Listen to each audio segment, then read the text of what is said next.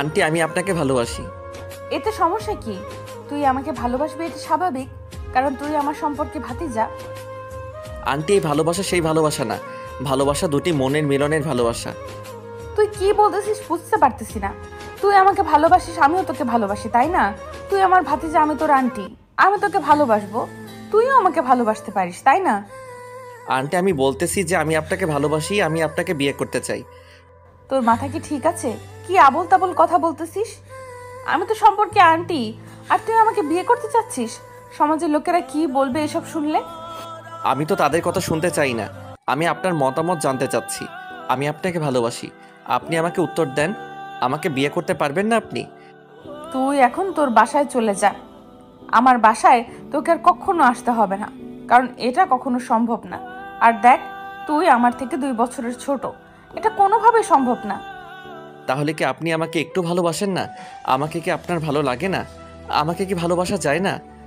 আমার কোনো সমস্যা আছে? এতক্ষণ তোর সাথে ভালোভাবে কথা বলতেছিলাম, তাই তুই এত কথা বলতে পারতেছিস।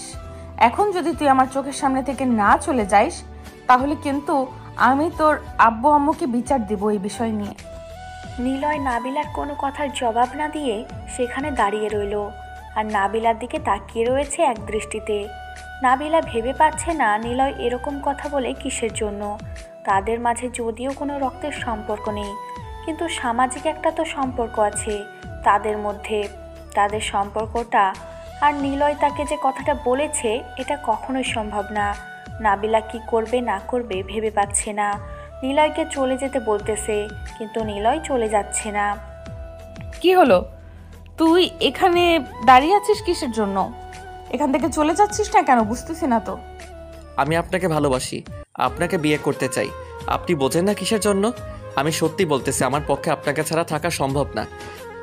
দেখ নিলয়, ভালোই ভালোই বলতেছি, এখন তো এখান থেকে চলে যা, না হলে কিন্তু ঝাড়ু পেটা করব। তুই প্লিজ এখান থেকে চলে যা, আমার রাগ ওঠার আগে। তার মানে কি আপনি আমাকে ভালোবাসেন না? আমি কিন্তু সত্যি আপনাকে ভালোবাসি, আমি কিন্তু আপনাকে ছাড়া থাকতে পারবো না। আমি দরকার হলে আব্বু আম্মুকে এই বিষয় জানাবো। আমি তোকে ভালোবাসি না, এখন তুই এখান থেকে চলে যা। আমার কোনো কিছু ভালো লাগতেছে না, এখন আমাকে আমার মতো থাকতে দে, একা থাকতে দে। আমাকে ভালোবাসলে সমস্যা কি? কেন আমাকে ভালোবাসা যায় না? তোকে ভালোবাসা যায় না কারণ আমাদের মধ্যে সম্পর্কটা ভিন্ন, আর আমি তোর সিনিয়র, এটা হলো সব থেকে বড় কথা। তাই আমি তোকে ভালোবাসতে পারি না, বা তোর সাথে এরকম কোনো সম্পর্ক করতে পারি না। আপনি তো আমার রক্তের কেউ না, তাই না? আপনি আমার প্রতিবেশী, আর আমাদের মাঝে সেই সম্পর্কটা হতেই পারে, তাই না? যদি আপনার সমস্যা থাকে তাহলে বলতে পারেন, আমি কিন্তু আপনাকে ভালোবাসি। কুত্তার বাচ্চা, তোকে ভালোভাবে বোঝাচ্ছি, বুঝতেছিস না তাই না? ছোট মানুষ, তাই এত সুন্দর করে তোকে এতক্ষণ আমি বুঝালাম, কিন্তু বুঝতে পারলি না। এখন কিন্তু তোকে আমার বাসা ছেড়ে চলে যেতে হবে, না হলে কিন্তু আমি তোর বাসায় ফোন করে সবকিছু বলে দিচ্ছি। তুই আমার সাথে পাগলামি করতেছিস, আমার সাথে খারাপ ব্যবহার করার চেষ্টা করতেছিস। আচ্ছা, এখন চলে যাচ্ছি, কিন্তু আমি আবার ফিরে আসব। আর আপনার সাথে যেখানে দেখা হবে সেখানে কিন্তু ডিস্টার্ব করব, মাথায় রাখবেন কথাটা। তারপর নিলয় সেখান থেকে বেরিয়ে আসলো, আর নাবিলা কিছু বলতে পারলো না নিলয়কে। নিলয় নাবিলাকে কিছু বলতে না দিয়ে সেখান থেকে বেরিয়ে আসলো। নাবিলা এদিকে একটা কথাই ভাবতেছে, হঠাৎ করে নিলয়ের আজকে কি হয়ে গেল যে তাকে প্রপোজ করলো। আর তাদের মধ্যে তো কোনো গভীর সম্পর্কও ছিল না, এমনিতেই দুজনের দেখা হয়, কথা হয়, ঝামেলা শেষ। আর নিলয় অনেক ভদ্র ছিল, তাকে সব সময় সম্মান করে। আজ তার মাথায় কি হয়ে গেল এটাই ভেবে পাচ্ছে না নাবিলা। সব সময় নিলয় নাবিলাকে সালাম দেয়, সম্মান দেখায়, সব কিছু, কিন্তু আজকে বাসায় এসে এভাবে তাকে প্রপোজ করবে এটার জন্য মোটেও প্রস্তুত ছিল না নাবিলা। কিরে, কোথায় তুই? তাড়াতাড়ি আমাদের আড্ডাখানায় চলে আয়, আমি সেখানে যাচ্ছি। মন মেজাজ খারাপ আছে, বেশি কথা বলিস না, তাড়াতাড়ি চলে আসবি। কি বলতেছিস এসব কথা? তখন আমি গেলাম, তুই ফোন করলি, গিয়ে তোকে পেলাম না, আর এখন আবার বলতেছিস এখন যাব আড্ডাখানায়। শালা তুই আমাকে চুতিয়ে পেয়েছিস। একটা অঘটন ঘটিয়ে ফেলেছি, যদি আমার কাছে এখন তুই না আসিস তাহলে তোর বাসায় গিয়ে তোকে উঠিয়ে এনে উদম পিটন পিটাবো। তাড়াতাড়ি চলে আয়। এখন আমি যেতে পারবো না বুঝছিস, আর এখন আমি একটা মেয়ের সাথে টাঙ্কি মারতেছি বুঝছিস, তাই যেতে পারতেছি না। আবার আমি সময় দিতে চেয়েছিলাম, তুই তো তখন আমাকে পাত্তা দিলি না। এখন আমি যেতে পারবো না, একটা মেয়ের সাথে কথা বলি আগে। দেখ একদম ভালো হবে না বলে দিচ্ছি। তোকে এখন এখানে আসতে বলতেছি, আপনি সেখানে মেয়েদের সাথে টাঙ্কি মারবেন। তোর আব্বু আম্মুকে আমি এক্ষুনি ফোন করে বলতেছি, দাঁড়া। শালা চুতি আমি না করে বল কোথায় আছিস এখন? আর আমি এখন আড্ডাখানায় যেতে পারবো না, অন্য জায়গায় দেখা কর। কেন, আড্ডাখানায় আবার কি ঘটিয়ে ফেলেছিস? এখন সেখানে যেতে পারবি না, নাকি সেখানে কোনো মেয়েকে আবার টিস করেছিস? এখন লজ্জায় সেখানে যেতে পারবি না? আর বলিস না দোস্ত, পাশের ফ্ল্যাটের একটা সুন্দরী মেয়ে এসেছে, আর না বুঝেই আমি তাকে আই লাভ ইউ বলে দিয়েছিলাম, আর সঙ্গে সঙ্গে সে তার আম্মুকে ডাক দেয়, আর তার আম্মু এসে আমাকে দৌড়ানি দেয়। তুই আর কত লুচ্চামি করবি বল? যখন কোনো নতুন মেয়েকে দেখিস এলাকায়, তখন তার পিছনে পড়ে যাস, আর সঙ্গে সঙ্গে কোনো কথা না বলে আই লাভ ইউ বলে দিস, আর তোকে কেউ জামাই আদর করবে? বাদ দে, এখন তুই কি সর্বনাশ করলি কার সাথে সেটা বল। আমি একটু ওইদিকে যাইতে পারবো না। আমি থাকতে কোন হালায় তোর সাথে খারাপ ব্যবহার করে আমি দেখে নিব। তুই আসিস না কিসের জন্য আড্ডাখানায়? মেয়েটা যদি তোর এতই পছন্দ হয়েছে, তার সাথে একটু টাঙ্কি মারাই যায়। যদি সেও তোকে একদিন হঠাৎ করে পছন্দ করে, তখন তো প্রেমটা করতে পারবি। আয়। কথাটা কিন্তু মন্দ বলিসনি। আচ্ছা তুই একটু ওয়েট কর, আমি যাচ্ছি সেখানে, কিছুক্ষণের মধ্যেই যাচ্ছি। যদি মেয়েটাকে একবার ভাবে নিতে পারি তাহলে তো মনে কর বিয়ে ডান। আগে আয়, আমি খুব টেনশনে আছি। একখান অঘটন ঘটিয়ে ফেলেছি। এখন এর কি করা যায়? দুজনে আগে পরামর্শ করে তারপর দেখা যাবে কি করি না করি। আয়াত ফোনটা রেখে দিল, দিয়ে মনে এক বালতি সাহস নিয়ে সেই আড্ডাখানার উদ্দেশ্যে রওনা দিল। আর এদিকে নিলয় আড্ডাখানায় এসে বসে পড়ল। আশেপাশে তাকিয়ে দেখে পরিবেশটা অনেক সুন্দর, অনেকে এখানে আড্ডা দিচ্ছে, সবাই সবার মতো মজা নিচ্ছে। পরিবেশটা দেখতে আসলেই অনেক সুন্দর লাগতেছে আজকে, কারণ এখানে সব সময় লোকজন কমই থাকে। অনেক সুন্দর একটা জায়গা, কিন্তু একটা বিষয় সে লক্ষ্য করলো, প্রতিদিন অনেক কোলাহল থাকে, কিন্তু আজ তো অনেক কোলাহল মুক্ত। সবাই নীরবে আড্ডা দিচ্ছে, পরিবেশটা মনে হচ্ছে যে একদম নীরব হয়ে আছে। নিলয় তাদের জায়গায় গিয়ে দেখলো দুইটা ছেলে বসে আছে। নিলয়কে দেখে ছেলে দুটো উঠে গেল। তারা নিলয়কে সবাই ভালো করেই চেনে। তারপর এদিকে নাবিলা তো মহা টেনশনে আছে। তার নতুন ফুফাতো বোন এসেছে বাসায়। মানে নতুন বলতেছি এই কারণে যে তারা এখানে গত 3 দিন হইল আসলো। তারা এখন থেকে এখানেই থাকবে। আগে ঢাকায় ছিল, এখন ধরা রংপুরে থাকবে, কারণ তার বাবার রংপুরে ট্রান্সফরমেশন হয়েছে। তার জন্য তারা এখন থেকে এখানেই থাকবে। নাবিলা তো মহা টেনশনে আছে। তার ফুফাতো বোন যখন আসলো তখন সে একটু শান্তি পেল। সে যাই হোক, তার সাথে কথাগুলো শেয়ার করা যেতেই পারে। এতক্ষণ তো তাকে একা একা লাগতেছিল। নাবিলার ফুফাতো বোন এসে দেখে নাবিলা মন খারাপ করে বসে আছে। কিরে আপু, তুই এইভাবে মন খারাপ করে এখানে বসে আছিস কেন? তোকে দেখে মনে হচ্ছে কোনো কিছু নিয়ে অনেক চিন্তিত। আর বলিস না, অনেক টেনশনে আছি। আজকে একটা ছেলে, অনেক ভদ্র ছেলে বুঝছিস, সম্পর্কে আমার ভাতিজা লাগে আর আমি আন্টি। প্রতিবেশী বলতেই পারিস, আশেপাশেই বাসা, দেখা হলে সালাম দেয়, কোনো কিছু সমস্যা হলে তাকে বললে সমাধান করে দেয়। কিন্তু আজকে সে আমার বাসায় এসেছে, বুঝেছিস? বাসায় এসেছে তো কি হয়েছে? তাকে অতিথিয়তা বাসায় এসেছে তো কি হয়েছে? তাকে অতিথিয়তা করলেই হয়, তার সাথে ভালো ব্যবহার করলেই হয়। সবসময় তোর সাথে ভালো ব্যবহার করে, তাকে একটু খাওয়া দাওয়া করাই, তারপর পাঠিয়ে দিলি, ঝামেলা শেষ। এরকম কিছু হলে তো ভালোই হতো, তাই না? সে এসে ডিরেক্ট আমাকে প্রপোজ করেছে, আমাকে বিয়ে করতে চায়, আমাকে ভালোবেসে ফেলেছে। এটা কিভাবে সম্ভব বল? আমি সম্পর্কে তার কি হই? আন্টি। আর সমাজের লোককে তো তুই ভালো করে জানিস। কি বলিস? এটা তো ভারী ইন্টারেস্টিং একটা কাহিনী। শোন আপু, আজকে আমার মন খারাপ ছিল, তোর এই কাহিনী শুনে আমার এখন অনেক হাসি পাচ্ছে। বিশ্বাস কর। তুই কি বলছিস এসব? এটা সত্যি নাকি? তুইও মেজাজ গরম করাবি না, বুঝছিস? মজা নিবি না। আমি আছি অনেক টেনশনে, কারণ ছেলেটা যেমন ভালো তেমন খারাপ, কারণ এলাকার সবাই তাকে ভয় পায়। আর আমি এটা নিয়ে অনেক টেনশনে আছি। আর সে যাওয়ার আগে আমাকে বলে দিয়েছে যে আমাকে যেখানে দেখে সেখানেই এসে এখান থেকে ডিস্টার্ব করবে। কেন এরকম করবে? কিসের জন্য? আর ছেলেটা দেখতে কেমন? তোর কি পছন্দ হয় নাই, নাকি অন্য কোনো সমস্যা আছে, নাকি তুমি অন্য কাউকে পছন্দ করো? এই ছেলেটা খারাপ বাজে, তার জন্য তাকে পছন্দ হয় না। সে তো তোর রক্তের কেউ না, তাই না? আসলে কথাটা হচ্ছে যে ছেলেটা আমার থেকে 2 বছরের জুনিয়র আর আমি তার থেকে 1.5 বছরের সিনিয়র। আর আমাদের সম্পর্কটা, আর আমি তার আম্মুকে আপু বলে সম্বোধন করি আর তার আব্বুকে দুলাভাই বলে সম্বোধন করি। এখন তাদেরকে কিভাবে আমি শ্বশুর শাশুড়ি বলে সম্বোধন করব, ভেবে দেখ ব্যাপারটা। ভারী ইন্টারেস্টিং কাহিনী তো। তোর জীবনে আপু দুলাভাই থেকে এখন শ্বশুর শাশুড়ি আর ভাতিজা থেকে এখন স্বামী। বাহ, কি চমৎকার ঘটনা। এখান থেকে মজা নিতে বলতেছি না, এখানে বলতেছি সলিউশন দে আমাকে একটা। আমি কি করব, কি করলে আমি এর থেকে উদ্ধার হতে পারবো? ছেলেটাকে আমি অনেক বোঝালাম কিন্তু সে বুঝেও না বোঝার ভান ধরে চলে গেল। আমি কি করব বলো? আরে টেনশন করিস না, কয়েকদিন পর দেখবি ঠিক হয়ে যাবে। এখন হয়তো মাথায় কোনো ভূত চেপে বসেছে, তার জন্য তোর সাথে এরকম করেছে। কয়েকদিন পর যখন ঠিক হয়ে যাবে দেখবি যে কোনো ঝামেলাই থাকবে না। তুই ওই ছেলেকে চিনিস না? যেটা একবার জেদ করে সেটা সে হাসিল করে ছাড়ে। যেহেতু আমাকে ভালোবাসি কথাটা বলেছে, তার মানে তার থেকে সে ভালো না বেশে নিয়ে আমার জীবন থেকে তো যাবেই না কখনো। আর সব থেকে বড় কথা হচ্ছে আমি ফেঁসে গিয়েছি। কি বলতেছিস? ফেঁসে গিয়েছিস মানে? কি হয়েছে তোর আবার? কোথায় কি করলি যে ফেঁসে গিয়েছিস? ছেলেটাকে আমার অনেক ভালো লাগে। যদি সম্পর্কটা আমাদের অন্য কিছু হইতো তাহলে আমি তাকে নিজে থেকে প্রপোজ করতাম, বুঝছিস? ছেলেটা দেখতে এত পরিমাণ কিউট, আর কথা হচ্ছে এইটা এখন সে আমাকে ডিস্টার্ব করবে। আমি তো মেনে নিতে পারবো, কিন্তু সমাজের লোকের কথা ভেবে আমি অনেক টেনশনে আছি। তাহলে এই ব্যাপার।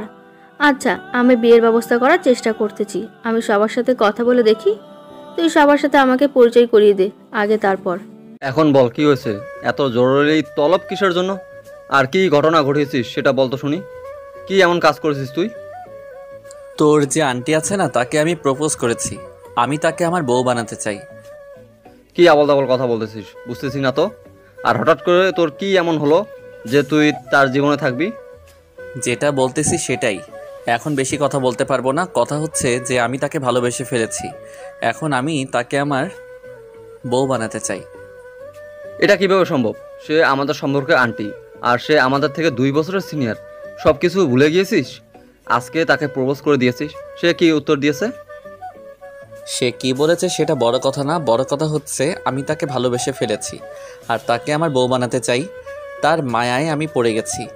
আমি নিজেকে এত কন্ট্রোল করেছি যে এরকম কিছু হবে না আমার দ্বারাই, কিন্তু আমি পারিনি। এভাবে হয় না, বুঝছিস? এভাবে কোনো কিছু সম্ভব না। সোসাইটি মেনটেন করতে হয়। আর তুই তো সোসাইটির কাউকে পাত্তা দিস না, সেটা আমি ভালো করে জানি। কিন্তু মেয়েটার অবস্থা একটু ভেবে দেখেছিস? তোর এইসব জ্ঞানমূলক কথা তোর কাছে রাখ, আমাকে বলতে আসিস না। বলতেছি না আমি তাকে ভালোবাসি। আমি বুঝলাম তুই তাকে ভালোবাসিস, কিন্তু একটা লিমিট আছে। তুই তোর লিমিট ক্রস করে যাচ্ছিস। সে তোর সম্পর্কে আন্টি, আর তুই তাকে কিভাবে ভালোবাসতে পারিস আমাকে বলতো। নিজের মনকে কি আর সেটা বোঝানো যায়? আমি তো নিজেকে অনেক কন্ট্রোল করার চেষ্টা করেছি। আমি নিজেকে কন্ট্রোল করেছিলাম, বাট আমার মনকে আমি কন্ট্রোল করতে পারিনি, তাই তাকে ভালোবেসে ফেলেছি। এটা কোনো কথা হলো? এটা তো সম্ভব না। বুঝিস না কিসের জন্য? আর সোসাইটির কথা একটু ভেবে দেখ, মান ইজ্জত বলতে কিচ্ছু থাকবে না। কেউ কোনো কথা বলার সাহস পাবে না। তুই শুধু দেখতে থাক, আমি তাকে ভালোবাসি, তাকে ভালোবাসবো। এখন তোর সাথে আমি পরামর্শ করতে এসেছি কিভাবে তাকে বিয়ে করব। আর তুই যদি এখন আমাকে সময় দিতে না পারিস তাহলে বল। তুই আমার বন্ধু, তোকে সময় দিতে না পারলে আমি কাকে সময় দিতে পারবো?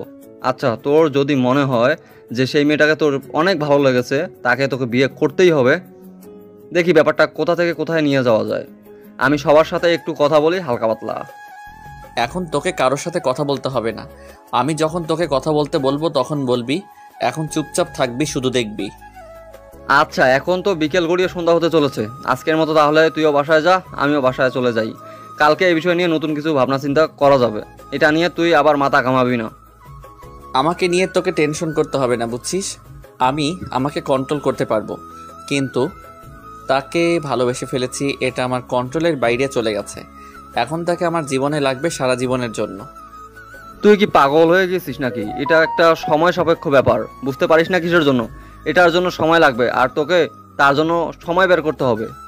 আচ্ছা চল, এখন তাহলে হোটেলে গিয়ে কিছু নাস্তা করি, তারপর তুই তোর বাসায়, আমি আমার বাসায়। কালকে সকালে তাহলে দেখা হবে। আয়াত নিলয়ের সাথে আর কোনো কথা বলল না। চুপচাপ আয়াত উঠে সেখান থেকে চলে গেল। এখন তারা দুজনে একসাথে কিছুক্ষণ হোটেলে আড্ডা দিবে, তারপর সেখানে কিছু খাবে, তারপর দুজন দুজনের বাসায় চলে যাবে। কিন্তু এদিকে নাবিল আর নীলা দুজনের মুখ গোমড়া করে বসে আছে। দুজনের মন খারাপ, কেউ কোনো কথা বলতেছে না। নাবিলার কথা শুনে নীলা তো পুরাই হতাশ হয়ে গিয়েছে। নাবিলা যেহেতু নিলয় নামের সেই ছেলেটাকে পছন্দ করে, তাহলে সমস্যাটাও তেমন কিছু না, কিন্তু সমস্যাটা হচ্ছে তাদের সমাজ আর তাদের সম্পর্কটা। এখন তুই কি করবি আমি তোকে কোনো বুদ্ধি দিতে পারতেছি না, কারণ তোদের যে সম্পর্ক আমার পুরো মাথা ঘেমে যাচ্ছে এটা নিয়ে ভাবতে গেলে। যা হয় দেখা যাবে। এখন সন্ধ্যা হয়ে আসলো, চল একসাথে খাবার খাবো, তারপর আজকে দুজনে একসাথে থাকবো।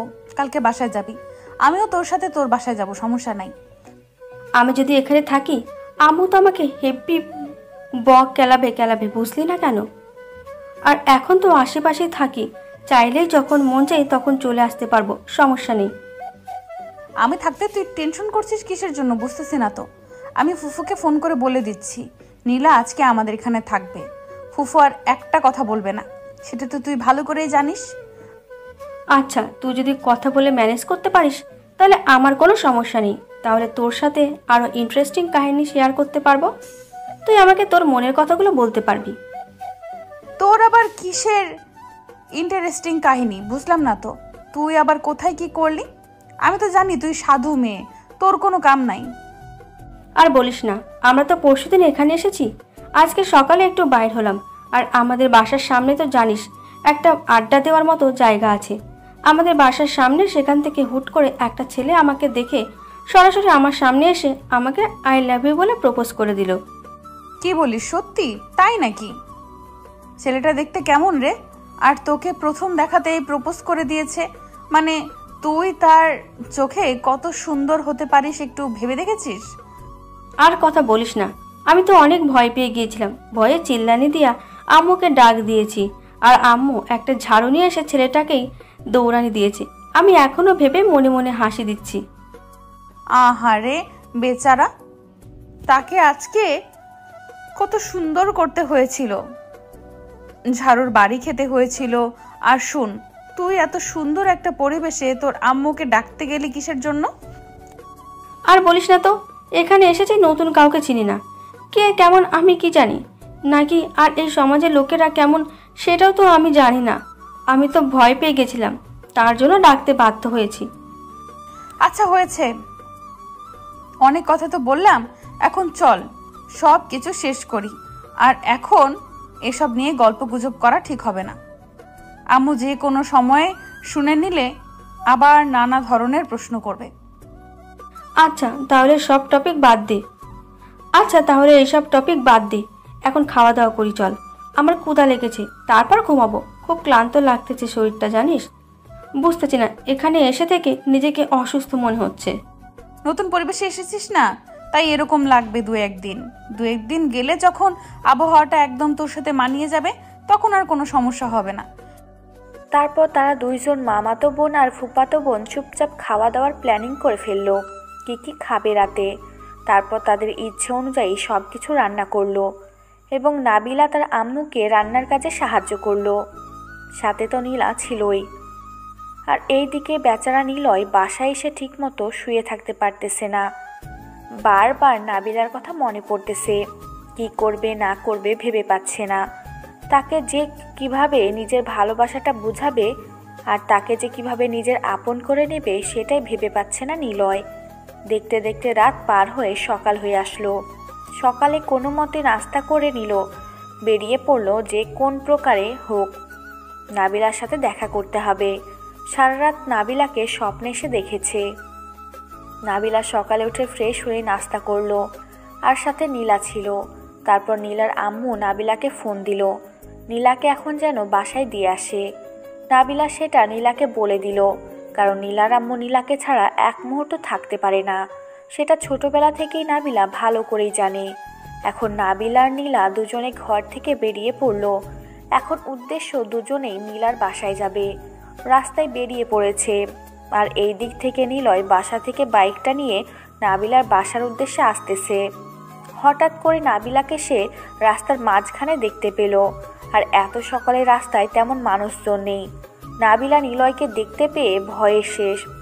এখন কি জানে কি হয় তার সাথে। ভয়ে সে শুকিয়ে গেল, কিন্তু নীলাকে বুঝতে দিচ্ছে না।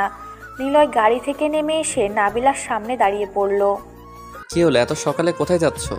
আর তোমার সাথে এই পেতনির মতো দেখতে মেয়েটাকে? তোমার পরীর মতো চেহারার সাথে এই পেতনির মতো চেহারাটা যায়? আমার সাথে যায় তোমার চেহারাটা? একটু নিজেকে সংযত রাখতে বলতেছি, তুই আমাকে তুমি করে বলতেছিস কিসের জন্য? লজ্জা শরম নাই? তাকে কি বলতেছিস? দেখো, ব্যাপারটা এরকম, আমি তোমাকে ভালোবেসে ফেলেছি। এখন তুমি কি ভাবলে আমাকে নিয়ে? না ভাবলে আমার মাথা ব্যথা নেই। আজকে সারা রাত ঘুমাতে পারিনি। সারা রাত তোমাকে স্বপ্নে দেখেছি। তার কি হবে বলো? এখন এই বিষয়ে আমি তোমাকে কি বলতে পারি? আমি কি বলেছি তুমি আমাকে সারা রাত স্বপ্ন দেখো? আমি কি তোমাকে সেই অনুমতি দিয়েছি? আমি একটা জিনিস বুঝতে পারি না, মনটা আমার, চোখ দুটো আমার, পুরো মানুষটাই আমার, কিন্তু তারা কেউ আমার কন্ট্রোলে নেই কেন? কেন সবাই শুধু তোমাকে ভালোবাসে?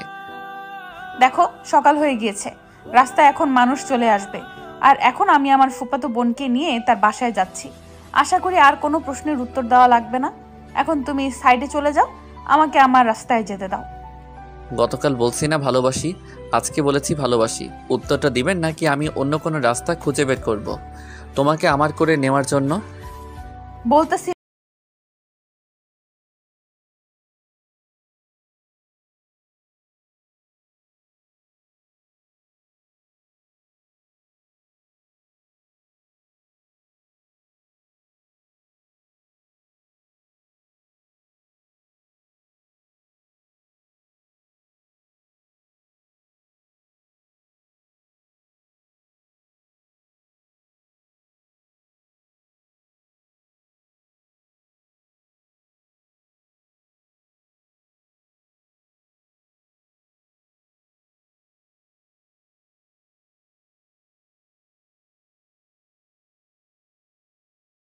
তোমাকে ছেড়ে যেতে পারবো? আমার চোখের দিকে তাকিয়ে কথা বলো। আমার চোখের দিকে তাকাও বলতেছি। কথাটা বলে নিলয় নাবিলার হাত ধরল, আর এমন চোখ করেছে নাবিলা একদম শেষ। নীলা তো কি বলবে, নীলা ভয় নাবিলার পিছনে গিয়ে দাঁড়িয়ে পড়ল। আর নীলার বুঝতে বাকি নেই এটাই সেই ছেলে। আর নাবিলা যেটা বলেছিল, আসলেই দেখতে ছেলেটা অনেক হ্যান্ডসাম। নাবিলা ভয়ে শ্বাস বন্ধ করে আছে, কোনো কথা বলার সাহস পাচ্ছে না। আর নীলা তো ভয়ে 2 হাত দূরত্ব বজায় রেখেছে। নিলয় নাবিলার হাত এমন শক্ত করে চেপে ধরে রেখেছে, নাবিলার ব্যথা করছে, তাও কোনো শব্দ করার সাহস পাচ্ছে না। হঠাৎ করে নিলয় নাবিলার সাথে যেটা করলো, তার জন্য নাবিলা মোটেও প্রস্তুত ছিল না। নাবিলা ভেবেছিল যে জাস্ট হাতটা ধরেছে, কিন্তু হাত ধরে যে এরকম একটা কাণ্ড করবে নিলয়, সেটা বুঝতেই পারেনি নাবিলা। প্লিজ নীলা, ছেড়ে দে। রাস্তায় মানুষ দেখলে মান ইজ্জত কিচ্ছু থাকবে না। আমি সবার সামনে কলঙ্কিনী হয়ে যাব। প্লিজ আমাকে নষ্ট করিস না তুই। নষ্ট করলাম কোথায়? শুধু একটু ভালোবাসা দেখালাম আর তোমাকে কিছু শিক্ষা দিলাম, কারণ তুমি তো আমার ভালোবাসা বোঝার চেষ্টা করতেছো না। অত্যাচার তো তোমাকে সহ্য করতে হবে। প্লিজ ছেড়ে দে। সবাই দেখে নিলে আমি কলঙ্কিত হয়ে যাব। আমি এই পৃথিবীতে বেঁচে থাকতে পারবো না। প্লিজ, তুই আমার সাথে এরকম করতেছিস কিসের জন্য? আমি তো সম্পর্কে আন্টি। কিসের আন্টিকে? আমি তো ভালোবাসি আপনাকে, বউ মানি। এখন থেকে আন্টি সম্পর্ক বাদ, এখন থেকে আপনি আমার বউ, এটাই মাথায় রাখবেন সব সময়। এবার কিন্তু সত্যিই বেশি বেশি হয়ে যাচ্ছে। এবার কিন্তু তোমার পরিবারকে আমি জানাতে বাধ্য হব। তুমি এরকম পাগলামি করতে পারো না আমার সাথে। আচ্ছা, আমি তো আপনাকে পারমিশন দিয়ে দিয়েছি, তাই না? আর আপনাকে সম্মান দিয়ে কথা বলতেছি। যেহেতু আপনি আমার সিনিয়র বউ, তার জন্য আপনাকে সম্মান দিয়ে কথা বলতেই হবে আমাকে, না হলে এটা কেমন হয় না? তোকে আমি দেখে নিব। তুই আমার সর্বনাশ করতেছিস, তাই না? তুই আমার সাথে এরকম করতে পারিস না। আমি তোর নামে পুলিশের কাছে মামলা করব। আপনার যা খুশি করতে থাকেন, কিন্তু দিন শেষে আপনাকে আমার বউ হতে হবে। আন্টি যখন বউয়ার সম্পর্ক, যেহেতু আমাদের আন্টি এবং ভাতিজা, তাই ওইসব ভুলে যান। সেটাতে কোনো রক্তের সম্পর্ক ছিল না। প্লিজ নিলয়, আমাকে এখন ছেড়ে দে। আমার সাথে আমার বোন যদি বাসায় বলে দেয়, আমাকে বাসা থেকে বিয়ে দিয়ে দিবে। সেই কথা আগে বলবা না যে তোমার সাথে আমার হবু শালিকা আছে? তাহলে তার সাথে একটু খুনসুটি দুষ্টুমি করতাম। চল নীলা, আর এখানে এক মুহূর্তও না। আর যাওয়ার আগে তোকে একটা কথা বলে যাচ্ছি, তুই ভুল করেও আমার সামনে আর কখনো আসার চেষ্টা করবি না, তাহলে কিন্তু আমি তোকে খুন করে ফেলবো। সেটা দেখা যাবে কে কাকে খুন করে। নাকি আপনি আমাকে ভালোবেসে ফেলেন সেটা তো আমি দেখিয়েই ছাড়বো। আর এই যে শালিকা, আপনাকে বলতেছি, বাসায় যদি একটু ম্যানেজ করতে পারেন তাহলে একটা বিয়ে খেতে পারলেন। কথাটা কিন্তু মন্দ বলেননি, বাট আপনি যেটা করতেছেন রাস্তাঘাটে এটা মোটেও ঠিক না। আপনি একটু ভেবে দেখেন, আপনি কিন্তু উচ্ছৃঙ্খলতা একটু বেশি দেখাচ্ছেন। তাহলে তুমি তোমার বোনকে বুঝিয়ে বলো যে আমার সাথে প্রেম করতে বা আমাকে বিয়ে করতে, দুটোর একটা হলেই চলবে। সারা জীবন একসাথে থাকতে হবে, এটা হচ্ছে বড় কথা। কিন্তু আপনি যে পন্থা গ্রহণ করতে চাচ্ছেন এটা মোটেও ঠিক না। আপনি একটা মেয়েকে এইভাবে সকালবেলা রাস্তায় একা পেয়ে তার সাথে খারাপ আচরণ করলেন, এটা কিন্তু মোটেও ঠিক হলো না। এটা ভালোবাসা বলে না, এটাকে বলে শরীরের চাহিদা। আচ্ছা, তাহলে এই ব্যাপার। আমার তাহলে ভুল হয়ে গেছে, আর আমি কন্ট্রোলে ছিলাম না, যার জন্য উল্টাপাল্টা হয়তো কিছু করলাম। তাকে ভালোবাসি, তাকে একটু চুম্মাচাটি দেওয়া যায়, সমস্যা কি? সেটা ঠিক আছে, বাট আপনি মোটেও কাজটা ঠিক করলেন না। এটার জন্য আপনাকে অনেক পস্তাতে হবে। আমার বোনকে যতটা সম্ভব আপনার থেকে আমি দূরে রাখবো। আচ্ছা তাই নাকি? কই ভাবলাম যে তুমি আমাকে সাহায্য করবে, সেটা না করে তুমি তো দেখি এখন আমার শত্রুতা শুরু করতেছো। নাবিলা ভালোই তো, তোমার বোন ঠিক তোমার মতোই হয়েছে, মানতে হবে। আর এখানে 1 মিনিট আমি থাকতেছি না, চল আমি তোকে তোর বাসায় দিয়ে তারপর বাসায় চলে যাব। আমার কোনো কিছু ভালো লাগতেছে না, আর এখানে কারোর সাথে বকবক করার সময় আমার হাতে নেই। আপনাকে একটা কথা বলি আন্টি, আপনি যতই আমার উপর রাগ করেন, অভিমান করেন, কিন্তু দিন শেষে আপনাকে আমার বউ হতে হবে, এটা সব থেকে বড় সত্যি। তুই যদি আমাকে নষ্ট করিস, যদি আমাকে খুন করে ফেলিস, তাও আমি তোকে আমার মন থেকে ভালোবাসবো না। আর সব থেকে বড় কথা হচ্ছে যে এটাই, আমি তোকে মরে গেলেও বিয়ে করব না। তুই যা করার ইচ্ছা করতে পারিস। কথাটা বলে নাবিলা সেখানে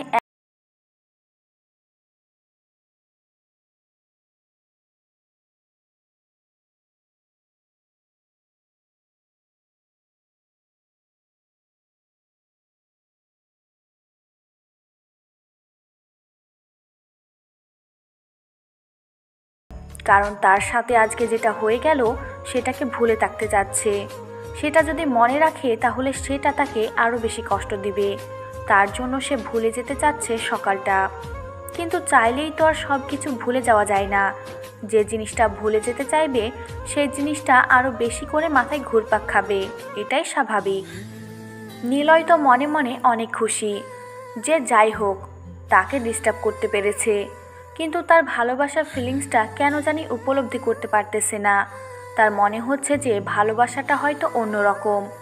নিলয় সেখানে দাঁড়িয়ে না থেকে বাইকটা নিয়ে সামনের দিকে এগিয়ে গেল। আর হঠাৎ করে তার মনে হলো যে আয়াতের খবর কি। সকাল থেকে কোনো খোঁজ খবর পাওয়া যাচ্ছে না, তাই সে রাস্তার এক সাইডে বাইক দাঁড় করিয়ে আয়াতকে ফোন করলো। কিন্তু আয়াত ফোন রিসিভ করতেছে না, রিং হচ্ছে, বাট ফোন তোলার নাম গন্ধ নিচ্ছে না আয়াত। নিলয়ের প্রচুর রাগ হচ্ছে যে ফোন তুলতেছে না কিসের জন্য, নাকি সে এখনও ঘুমিয়ে আছে, বুঝলো না ব্যাপারটা। কথাগুলো ভাবতেছিল মনে মনে। তখন আয়াত নিলয়কে ফোন করলো। কিরে, ফোন দিয়েছিলি? আমি ঘুমিয়েছিলাম, আর তোর ফোনের শব্দ শুনে আমি ঘুম থেকে উঠে পড়লাম। বল, কি হয়েছে এত সকালে? তুই তো সকালে ঘুম থেকে উঠিস না, আজকে কি মনে করে? ভালোবাসার জন্য অনেক কিছু করতে হয়, বুঝছিস?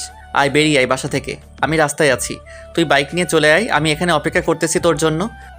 মাত্র ঘুম থেকে উঠলাম, ফ্রেশ হয়ে তারপর বেরিয়ে পড়ি, আর তুই এত সকালে বেরিয়ে পড়েছিস কিসের জন্য? হঠাৎ করে কোথায় যাবি বুঝলাম না। তোকে কোনো কিছু বুঝতে হবে না, এখন তোকে যেটা বলছি তুই সেটা শোন। তাড়াতাড়ি চলে আয়, আমি তোর জন্য অপেক্ষা করতেছি এখানে। কথা হচ্ছে সব কিছু ম্যানেজ করতে হবে। কি সব কিছু ম্যানেজ করতে হবে? আমি তো কিছুই বুঝলাম না। কি বললি আবল তাবল কথা? কি ম্যানেজ করবে? কোনো টপিক নাই, কিচ্ছু নাই, হঠাৎ বললি যে সব কিছু ম্যানেজ করতে হবে। কি করতে চাচ্ছিস তুই? আমাকে তো একটু খুলে বলবি, তাই না? তার জন্য তো তোকে আমি এখানে আসতে বললাম। তুই এখানে আয়, তারপর না হয় সব কিছু বুঝতে পারবি। ফোনে কি সব কিছু বলা যায়? তুই আয়, তারপর তোকে সব কিছু বলতেছি। আচ্ছা, তাহলে তুই অপেক্ষা কর, আমি যাচ্ছি, বেশিক্ষণ সময় নিচ্ছি না, জাস্ট ফ্রেশ হবো, তারপর তোর ওইখানে চলে যাব, তারপর শুনি তোর কি হয়েছে, সেটা আমি শুনবো। কথাটা বলে আয়াত ফোন রেখে দিল। দিয়া ঝটপট বিছানা ছেড়ে উঠে ফ্রেশ হয়ে নিল, কারণ তার কলিজার বন্ধু তাকে ডাক দিয়েছে। সে এখানে শুয়ে থাকবে এটা তো হয় না, তার জন্য সে খুব তাড়াতাড়ি করতে লাগলো। আর এদিকে নিলয় অপেক্ষা করতেছে। নাবিলা নীলাদের বাসায় পৌঁছে গিয়েছে। নাবিলার মন প্রচুর খারাপ। তাকে দেখে তার ফুপু গলায় গলা মিলিয়ে নিল। কথায় কথায় ভাসিয়ে দিল সব কিছু। তারপর নাবিলা আর নীলা দুজনে মিলে নীলার রুমে চলে আসলো। ছেলেটা কি সেটা তো নীলা নিজেই দেখলো। তার তো এখন একটু ভয় হচ্ছে তার বোনকে নিয়ে, না জানি কখন কোথায় তার কোনো ক্ষতি হয়ে যায়, কোনো কিছু করার থাকবে না।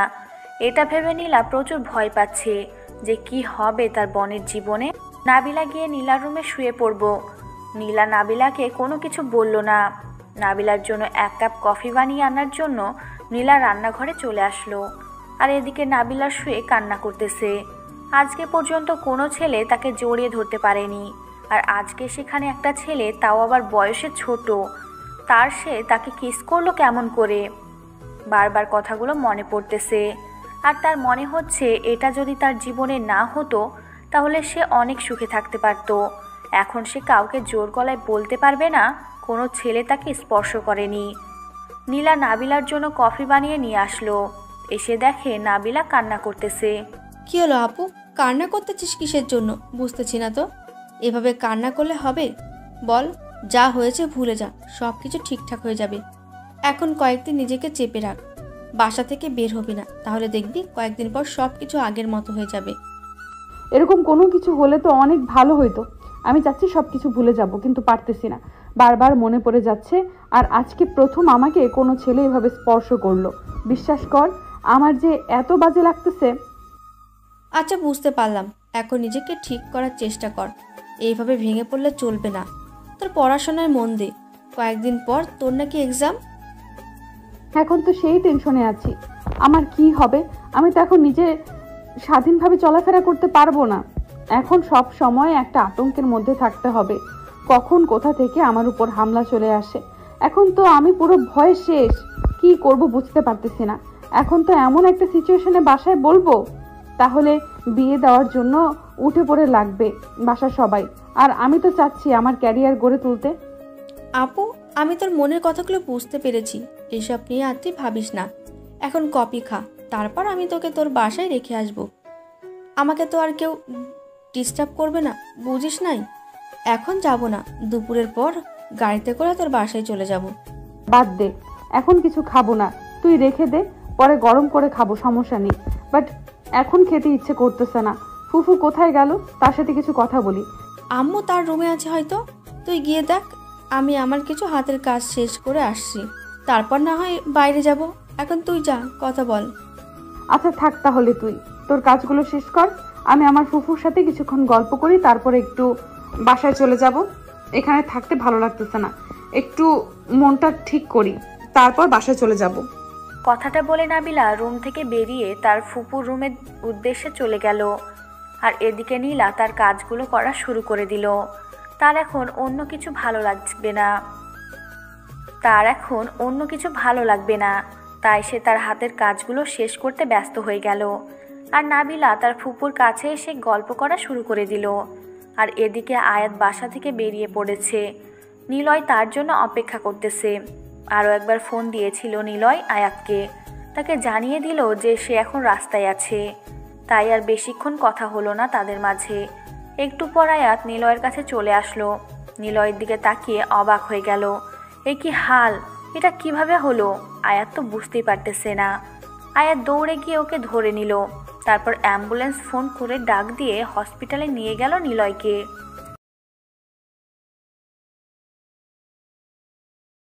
ডক্টর, ডক্টর কোথায় আপনি? আমার বন্ধু যে কোনো প্রকারে হোক আপনাকে বাঁচাতে হবে। আয়াত চিল্লাইয়া চিল্লাইয়া পুরো হসপিটাল মাথায় তুলে রেখেছে। ডক্টর এদিক থেকে ওদিক থেকে ছোটাছুটি করে আয়াতের কাছে চলে আসলো। আর এসে নিলয়ের অবস্থা দেখে সব ডক্টরসরা চমকে উঠল। তারপর ডক্টর নিলয়কে তাড়াতাড়ি অপারেশন থিয়েটারে নিতে বলল। আর ডক্টরের কথা অনুযায়ী নার্স সেই হিসেবে কাজ করা শুরু করলো। নিলয়ের অপারেশন শুরু হয়ে গেল। আর আয়াত বাসার সবাইকে খবর দিয়েছে যে নিলয়ের অ্যাক্সিডেন্ট হয়েছে। বাসার সবাই ছোটাছুটি করে হসপিটালের উদ্দেশ্যে চলে আসলো। আমার ছেলের কি হয়ে গেল? আমার ছেলের কি হয়েছে আয়াত? আমার ছেলের এটা কি হয়ে গেল?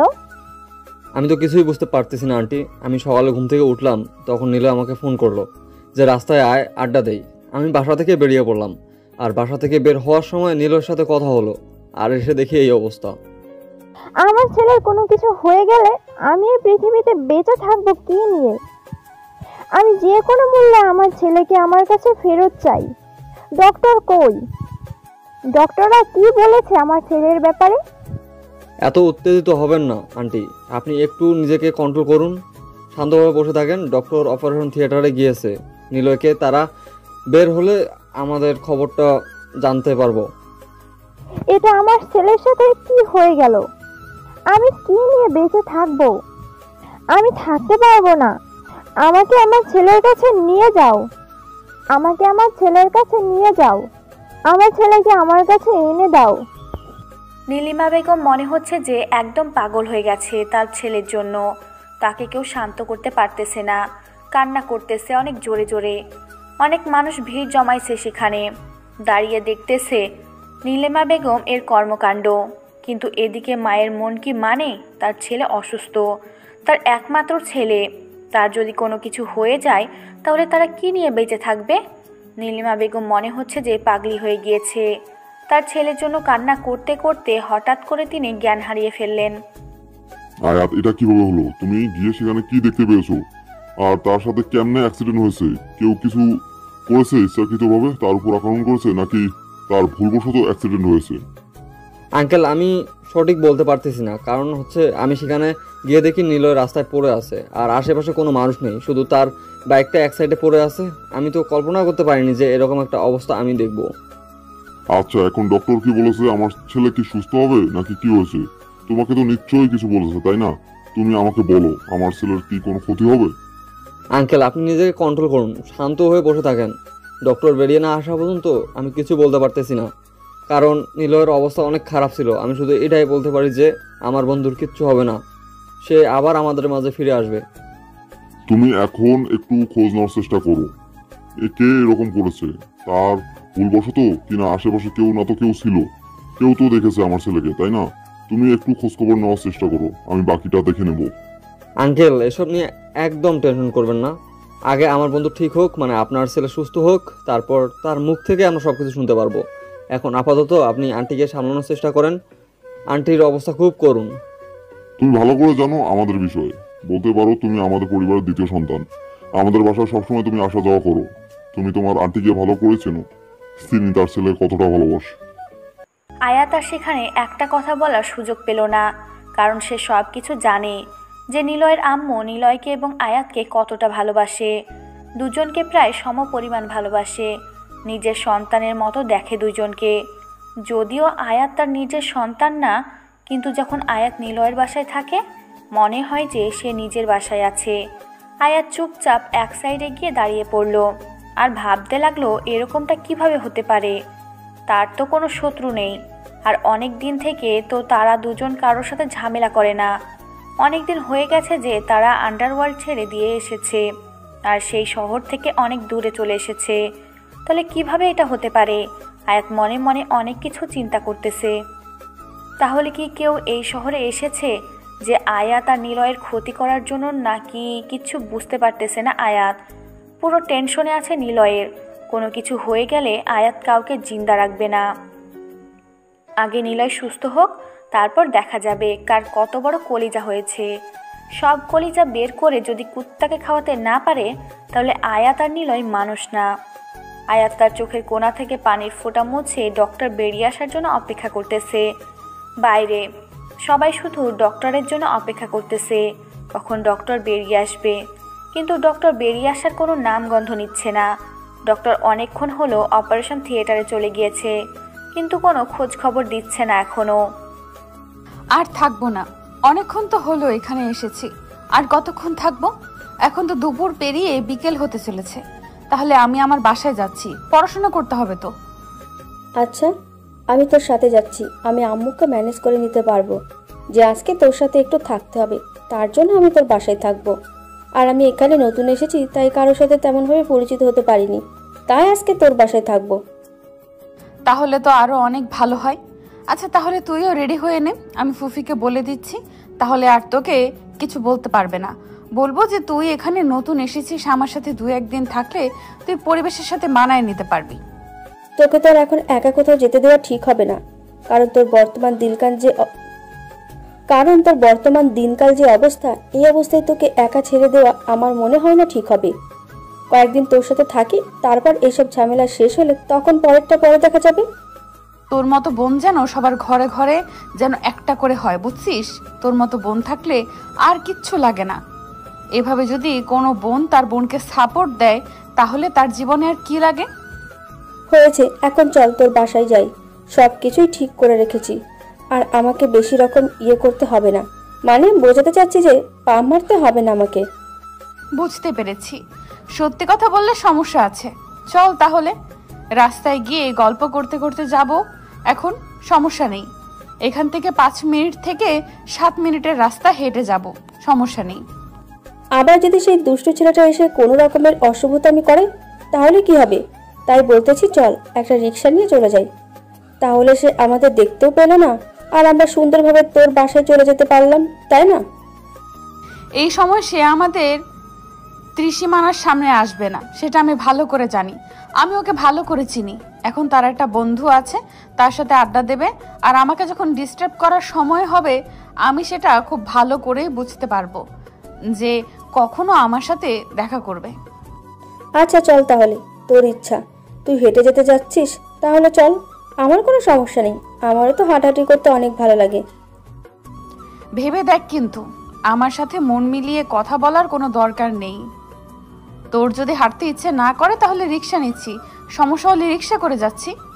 আমি তো তোকে বলতে চাচ্ছি যে আমি হেঁটে যাব, বাট তোর সমস্যার জন্য বললাম রিক্সায় যাইতে। এখন কোনো সমস্যা হবে না, তাহলে চল হেঁটে যাই। তারপর নাবিলা নীলা দুজনে গল্প করতে করতে হেঁটে যাচ্ছে, আর নীলা তার ঢাকায় থাকা বন্ধু বান্ধবদের নিয়ে গল্প করতেছে। কে কেমন ছিল, কে কি করতো, কে কয়টা প্রেম করতো, এসব নাবিলাকে বলতেছে। আর নাবিলা সেটা শুনে প্রচুর মজা নিচ্ছে। আর নাবিলা নীলাকে বলতেছে যে তুই কয়টা করেছিস, কিন্তু নীলা বলতেছে তার মা তাকে ঘর থেকে বের হতে দেয়নি, সন্ধ্যার পর সে প্রেম করবে কিভাবে। গল্প করতে করতে তারা নাবিলাদের বাসার সামনে চলে আসলো। এখন এখান থেকে নাবিলাদের বাসায় যেতে 2 মিনিট এরকম একটা অবস্থায় নাবিলার ফোন বেজে উঠল। নাবিলা ফোনটা হাতে নিয়ে দেখছে আয়াতের ফোন। আয়াতের ফোন দেখে নাবিলা একটু ভয় পেয়ে গেল। এখন আয়াতের ফোন দিয়ে যদি নিলয় ফোন করে তাহলে তো সমস্যা। আর এখন যদি ফোনটা ধরে তখন কি বলবে, কখন কি বলে বুঝতে পারতেছে না। নাবিলা ভয়ে আছে, ফোন রিসিভ করবে কি করবে না চিন্তা করতে করতে ফোনটা একবার রিং হয়ে চলে গেল। আবার ফোনটা বেজে উঠল। আবার তাকিয়ে দেখে আয়াতের নাম্বার। শেষ পর্যন্ত নিজের মনে একটু সাহস জুগিয়ে ফোনটা রিসিভ করলো। ফোনটা রিসিভ করে কানে দিতেই ওপাশ থেকে আয়াত যেটা বলল সেটা শোনার জন্য মোটেও প্রস্তুত ছিল না। নাবিলা শুনে অবাক হয়ে গেল। নাবিলা, এসব কি বলতেছিস তুই? নিলয়ের অ্যাক্সিডেন্ট? এটা কিভাবে আর কখন হয়েছে অ্যাক্সিডেন্টটা? আমি কিছু জানি না, সকালে ঘুমিয়েছিলাম, নিলয় আমাকে ফোন করলো আর বললো দেখা করতে, আড্ডা দেবে নাকি। আমিও ফ্রেশ হয়ে আসলাম, আর যখন বাসা থেকে বের হলাম তখন তাকে ফোন করলাম যে আমি বাসা থেকে বের হচ্ছি। তখন সব কিছু ঠিক ছিল, কিন্তু আমি সেই জায়গায় উপস্থিত হয়ে দেখি নিলয় পড়ে আছে রাস্তায়। কি বলছিস? তোর মাথা ঠিক আছে? আর সকালে সে আমার সাথে এই অঘটন ঘটিয়ে গেছে, এতক্ষণে হয়তো তোকে সব কিছু বলে দিয়েছে, আমাকে প্রপোজ করেছি ইত্যাদি ইত্যাদি। সকালে এসে আমাকে জোর করে চুম্মা চাট্টি দিয়ে চলে গেছে। আমি রাস্তায় ছিলাম আমার ফুপাতো বোনের সাথে, আমার ফুপাতো বোনের বাসায় যাচ্ছিলাম, তখন দেখা হঠাৎ করে, তখন সে এরকম করে, তারপর চলে গেল, বলল যে সে এসে ডিস্টার্ব করবে। তুই কি আশেপাশে কোনো ছেলেকে দেখেছিস বা এরকম কাউকে দেখেছিস যে তারা তোদেরকে ফলো করতেছে বা নিলয়ের দিকে তাকিয়ে আছে? এরকম কোনো কিছু দেখেছিস, চোখে পড়েছিল তোর? আমি তো চোখ বন্ধ করেছিলাম। আমি তো কি বলবো ভাই, প্রথম কোনো ছেলে আমাকে এভাবে জড়িয়ে ধরে কিস করেছে। আমি তো লজ্জায় শেষ, আর আমার এসব লক্ষ্য করার সময় আছে? আমি তো ভয়ে শেষ। তাছাড়া আমি তো সেই টেনশনে ছিলাম, আমি এদিক ওদিক তাকাইনি তো। এখন কি তুই নিলয়কে দেখতে আসবি নাকি তার উপর রাগ অভিমান করে থাকবি, তোর ব্যাপার। আমি জানিয়ে দিলাম, এখন যদি তার জন্য তোর মনে বিন্দুমাত্র ভালোবাসা থেকে থাকে তো এসে দেখতে পারিস। এখনও ডক্টর তার অপারেশন করতেছে। আমি এক্ষুনি যাচ্ছি, আর বাসায় গিয়ে শুধু কিছু টাকা নেব। আমার কাছে কোনো টাকা নেই। আমি আমার ফুফাতো বোন এখন রাস্তায়, আমার ফুফুর বাসা থেকে আসলাম, এখনো বাসায় পৌঁছায়নি। আমি শুধু বাসায় গিয়ে টাকা নিয়ে নিচ্ছি, তুই অপেক্ষা কর, আমি যাচ্ছি।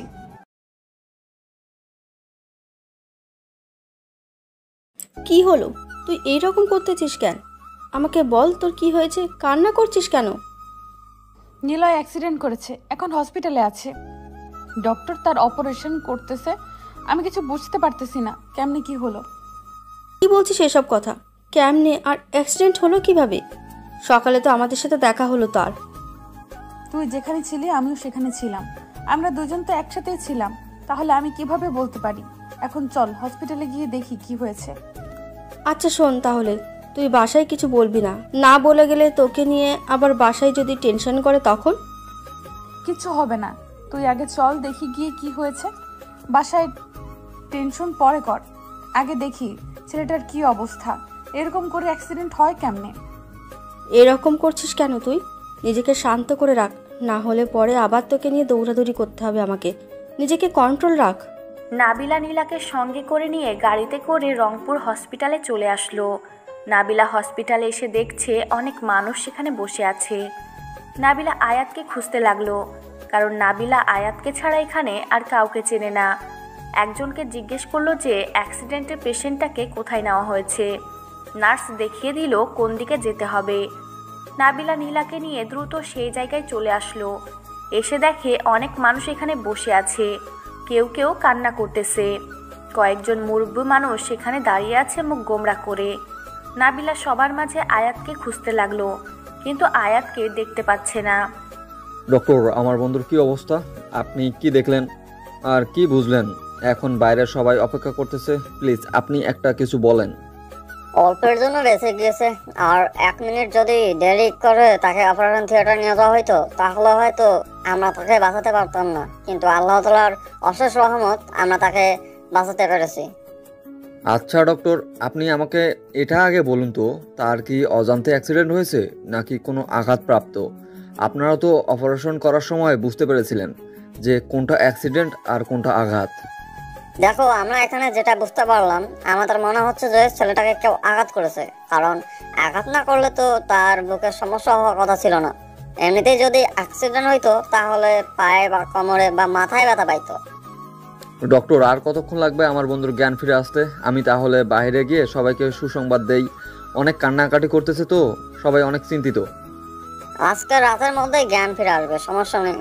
মনে হচ্ছে তাকে একদম পুরোপুরি মেরে ফেলতে চেয়েছিল, কিন্তু আর একটুর জন্য বেঁচে গিয়েছে। আর একটু লেট হলে তাহলে শেষ। ডক্টর, ধন্যবাদ আপনাকে আমার বন্ধুকে এই পৃথিবীতে বেঁচে থাকার জন্য সাহায্য করার জন্য, আর আল্লাহ তাআলার কাছে লক্ষ কোটি শুকরিয়া, আলহামদুলিল্লাহ। আচ্ছা, তাহলে আপনি এখন বাইরে গিয়ে সবাইকে জানিয়ে দেন যে রোগী এখন পুরোপুরি ঠিক আছে। আমরা কিছুক্ষণ পর পেশেন্টকে কেবিনে শিফট করব, তখন দেখতে পারবে। আয়াত ডক্টরের কথা মতো সেখান থেকে বেরিয়ে আসলো। আয়াত ভিতরে চলে গিয়েছিল, তার প্রচুর টেনশন হচ্ছিল এতক্ষণ ধরে। ভিতরে কি করতেছে ডাক্তারদেরকে গান দেখিয়ে ভয় দেখিয়ে ভিতরে গিয়েছিল। তারপর ভিতর থেকে খবরটা নিয়ে বাহিরে আসলো। শান্তশিষ্ট স্বভাবে আর আয়াত আর নিলয়ের যে অন্ধকারের একটা গ্রুপ আছে সেটা কেউ জানে না বাহিরের। তাদের পরিবার, তাদের বন্ধু বান্ধব কেউ জানে না। শুধু এটা আয়াত আর নিলয়ের মধ্যেই সীমাবদ্ধ। আয়াত অপারেশন থিয়েটার থেকে বের হয়ে এসে দেখে সবাই অনেক টেনশন করতেছে। নিলয়ের আম্মু বসে এখনো কান্না করতেছে, তাহার জ্ঞান ফিরে এসেছে আবারও। আয়াতকে দেখতে পেয়ে নিলয়ের আম্মু আয়াতকে সে আবার জড়িয়ে ধরে কান্না করতে লাগলো। তার ছেলের কি হয়েছে না হয়েছে সেটা জানতে চাচ্ছে। ডক্টর তাকে কি বলল না বলল, আর এখনো কেন অপারেশন থিয়েটার থেকে বের হচ্ছে না? তার ছেলের কি কোনো কিছু হয়ে গেল নাকি? এরকম করতেছে কেন তাকে সব জিজ্ঞেস করতেছে। আয়াতকে পাগলের মতো নিলয়ের আম্মুকে জড়িয়ে ধরলো। তারপর তার কানে কানে বলল যে তার ছেলে একদম পুরোপুরি ঠিক আছে, তার কোনো সমস্যা হবে না। এই কথা শোনার পর নিলয়ের আম্মু আয়াতকে ছেড়ে দিয়ে আয়াতের হাত শক্ত করে মুষ্টিবদ্ধ করে ধরে একটু মুচকি হাসি দিল। সত্যি বলতেছো? আমার ছেলে ঠিক আছে? আর কি হয়েছে তার? ডক্টর তোমাকে কি বললো? আমি দেখেছি তুমি ডক্টরকে বলে ভিতরে প্রবেশ করেছিলে। আর আমার ছেলের কি অবস্থা এখন?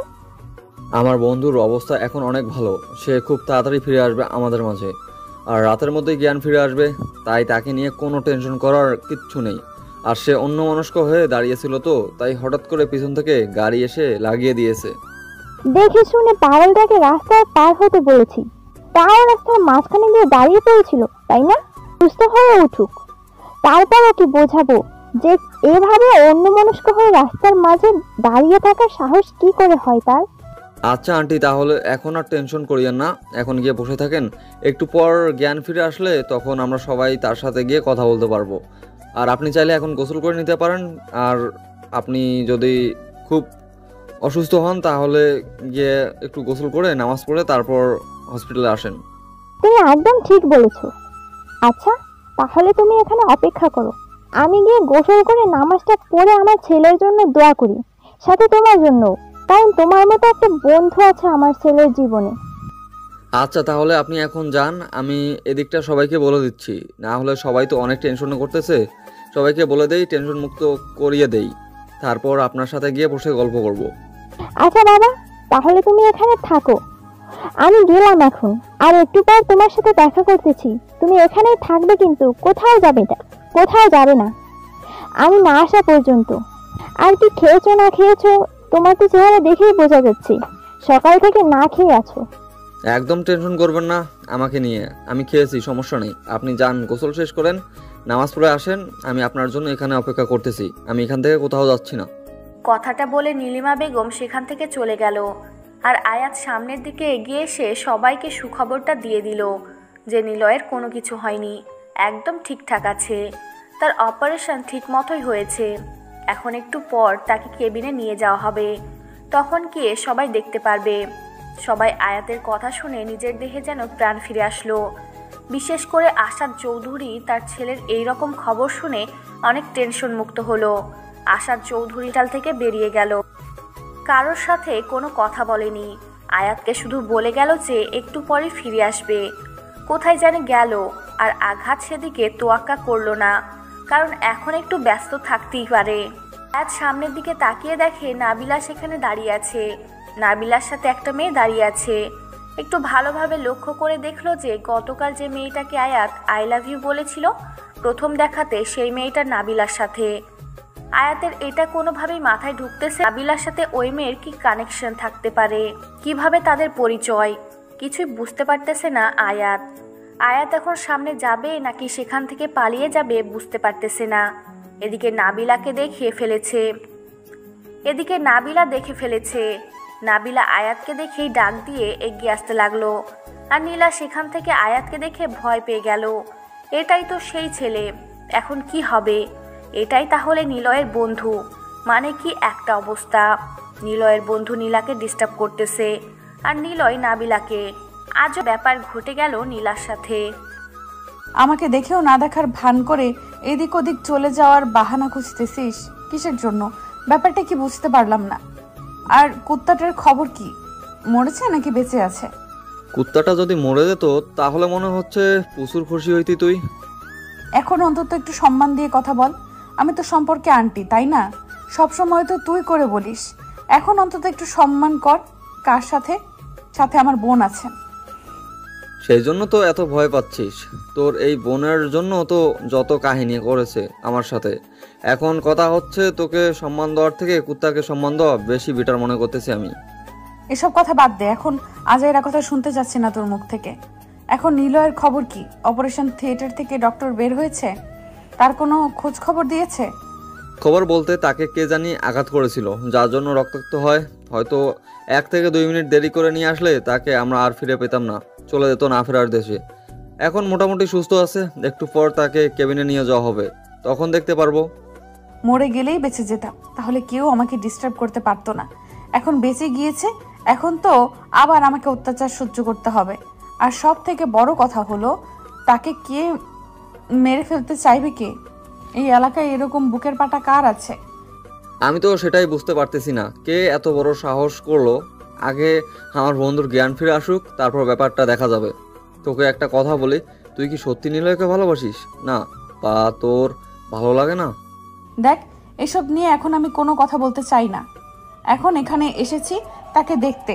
অ্যাক্সিডেন্ট করেছে সে, যতই আমার শত্রু হোক না কেন, আমার তো একদিন না একদিন উপকার করেছে। আমাদের দায়িত্ব আছে তাকে দেখার, তাই না? তোকে একটা কথা বলি, নিলয় কিন্তু তোকে সত্যি সত্যি অনেক ভালোবাসে। তুই তো ভালো করে জানিস নিলয় আমাকে কতটা আপন ভাবে, আর সব সময় সব কথা আমার সাথে শেয়ার করে। অনেক দিন ট্রাই করেছে তোকে এই কথা বলবে না, তোর থেকে দূরে থাকবে, তোকে ভুলে যাবে। তার জন্য কত কি করেছে। তোর সামনে গত 15 দিন যাবৎ সে যায় না ঠিক মতো, কিন্তু হঠাৎ করে তার কি যে হয়ে গেল, নিজেকে আর কন্ট্রোল করতে পারেনি, তাই তোকে বলে দিয়েছে। আমাদের সম্পর্কটা দিকটা দেখতে হবে না? আমাদের সম্পর্ককে আমরা কিভাবে এরকম একটা সম্পর্ক করতে পারি বল? আর বিয়ে করা মানে কি বুঝতে পারতেছিস? আর তোকে আমি কি বলবো, তোর জীবন, তুই যদি এখন বলিস যে আমার বন্ধুকে তোর ভালো লাগে না, তোর সম্পর্ক এসব কোনো কিছু ম্যাটার করে না, তোরা তোদের মতো লাইফ এনজয় করবি, বাকিরা বাকিদের মতো কথা বলে যাবে, এটাই স্বাভাবিক, এটাতে কোনো ম্যাটার করে না। এখন এসব নিয়ে বকবক করতে পারবো না তোর সাথে, চুপ করে থাক। তুই যদি আর একটা বিষয় নিয়ে কথা বলেছিস তাহলে কিন্তু তোকে থাপ্পড় দিয়ে এখান থেকে পাঠিয়ে দেবো বাসায়। চুপচাপ থাকবি, আমাকে আমার মতো এখানে থাকতে দে, টেনশনে আছি এমনিতেই। তোর আবার কি নিয়ে টেনশন হচ্ছে? তুই তো এক্ষুনি বললি যে আমার বন্ধু মরে গেলে তোর ভালো হইতো। এই কথাটা বলতে তোর একটু বুক কেঁপে উঠলো না? কিভাবে কথাটা বলতে পারলি তুই? আর কি বলবো তোকে? আচ্ছা, তোর যা মন চায় তুই তাই কর, আমি যাচ্ছি। কোথায় যাচ্ছিস? আমাকে সঙ্গে করে নিয়ে যা, আমি দেখি তোর বন্ধুর কি অবস্থা। এখন তো মনে হয় কেবিনে শিফট করে দিয়েছে। তোকে দেখতে হবে না, তুই চলে যেতে পারিস। আমার বন্ধুর প্রতি যেহেতু তোর কোনো মায়া নেই, আমার মতে তার থেকে দূরে থাকাই উচিত তোর। বেশি বকবক করবি না, মাথা গরম আছে। এখন ন্যাকামি একদম করবি না। আচ্ছা চল, আমি তোকে নিয়ে যাচ্ছি, কিন্তু বেশি বকবক করবি না। তোর কোনো কথার উত্তর দিতে আমি পারবো না। আর একটা কথা কি শুন, আমাদের ফ্যামিলি নিলয়ের ফ্যামিলির তুলনায় কিচ্ছু না। তাই আমি চাই না গরিব বড়লোকের মাঝে একটা সম্পর্ক তৈরি করতে। সারা জীবন এরকম সম্পর্ক দেখেছি, বাট একটা সম্পর্ক টিকে থাকেনি। এত বাহানা কথা আমি শুনতে পারবো না। তুই যদি নিলয়কে পছন্দ করে থাকিস তাহলে আমি সব কিছু ব্যবস্থা করব। আর তুই যেটা ভাবতেছিস সবাই কিন্তু এক হয় না, কথাটা মাথায় রাখিস। আসলে আমি কনফিউশনের মধ্যে আছি, কি করব না করব বুঝতে পারতেছি না। আমি কোনটা করলে আমার জন্য ঠিক হবে বা কোনটা বললে আমার জন্য ভুল হবে, আমি এটাই সিদ্ধান্ত নিতে পারতেছি না। এত টেনশন করতে হবে না তোকে। নিলয়ের পরিবারকে আমি ভালো করে চিনি। যদি তোকে কেউ কিছু কটাক্ষ করে কথা বলে, আমি তার বিরুদ্ধে কথা বলবো। তোকে কিচ্ছু বলতে হবে না, তুই শুধু আমাকে বলবি, আমি আর নিলয় তাকে উচিত শিক্ষা দেবো, সমস্যা নেই। নিলয়ের বাবা যদি আমাকে মেনে না নেয় আর আমাদের সম্পর্কটা তো অন্য আর সমাজের লোকে যদি শুনে, তাহলে কি হবে? তাদের মান সম্মান থাকবে? সেটা আমি দেখে নেবো। এখন চল, এই যে ডক্টররা বেরিয়ে গেল, তার মানে নিলয়কে এখন রুমে নিয়ে যাওয়া হয়েছে। নাবিলা আর আয়াত সাথে নীলা তিনজনে একসাথে চলে আসলো। এসে দেখে রুমের ভেতর অনেক মানুষ জমা হয়েছে। তাই আয়াত ভেতরে চলে গেল না এখন, কারণ সবাই একটু আধটু কথা বলতেছে। ডক্টর এসে সবাইকে বের করে দিল। তারপর সবাই এক এক করে চলে গেল। একদম ফাঁকা হয়ে গেল। আয়াত রুমের ভেতর প্রবেশ করে দেখে নিল নিলয় আয়াতের দিকে তাকিয়ে আছে অন্যরকম চাহনি দিয়ে। আয়াত কিছু বলতে পারতেছে না নিলয়ের অবস্থা দেখে।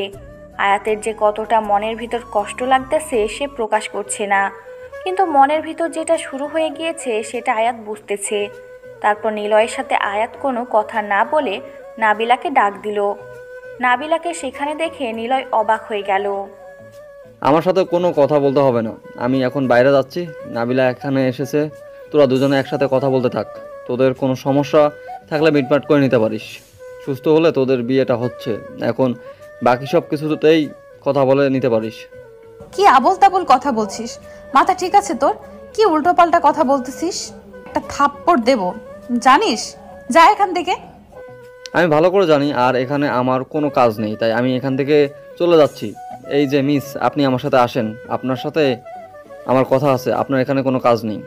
তুই একটু তার সাথে গিয়ে বাইরে থাক, আমার জন্য অপেক্ষা কর। আমি একটু কথা বলে বাইরে যাচ্ছি, 2 মিনিট সময় নিচ্ছি। তুই তাতে একটু আয়াতের সাথে থাক, আমি একটু কথা বলে বাইরে যাচ্ছি। নীলা তো অনেক ভয় পাচ্ছে, কিন্তু কিছু করার নেই। এই অবস্থায় তো নাবিলাকে এই কথাগুলো বলা সম্ভব না। আর নীলা ভয় পেলেও তাকে এখন আয়াতের সাথে যেতে হবে বাধ্যতামূলক।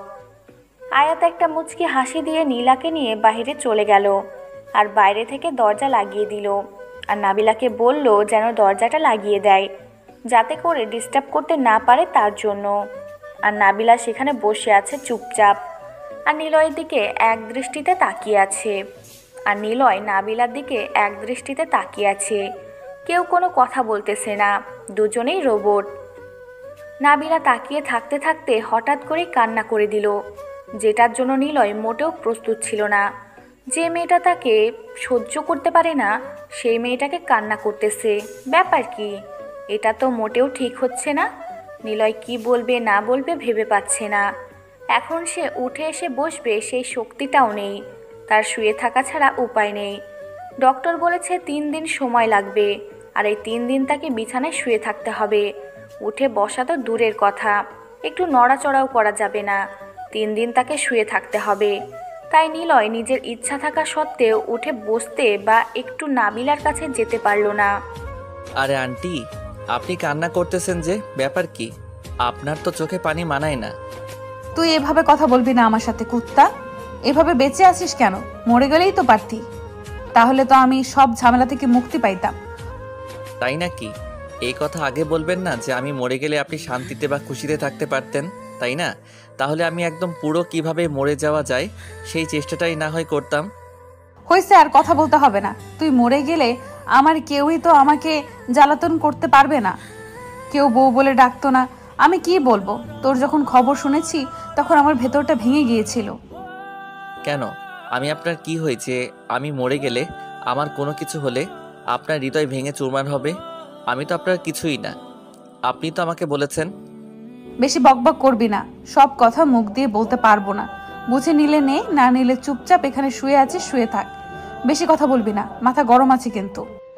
আচ্ছা, তাহলে আমি আয়াতকে বলে দিচ্ছি বিয়ের বন্দোবস্ত করতে। যত প্রকার আয়োজন আছে সব হবে আমাদের বিয়েতে। আমি আয়াতকে বলতেছি সব কিছু সে করে দিবে।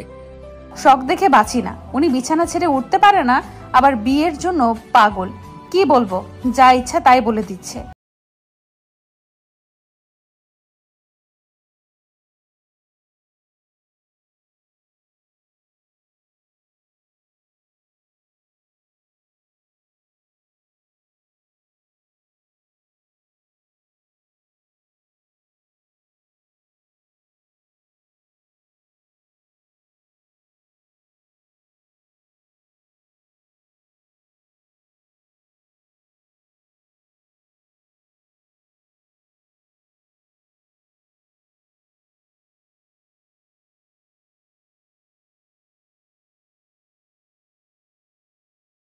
বলতেছি না, শাসন করবে, আদর করবে, দুষ্টু মিষ্টি খুনসুটি করবে, সব হবে।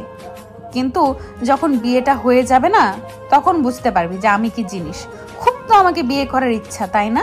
দেখা যাবে। আমিও তো সেটাই দেখতে চাই যে কত সুন্দরভাবে আমাকে পরিপাটি করে রাখে আমার সিনিয়র আন্টি বউ। আমিও সেটাই দেখতে চাই।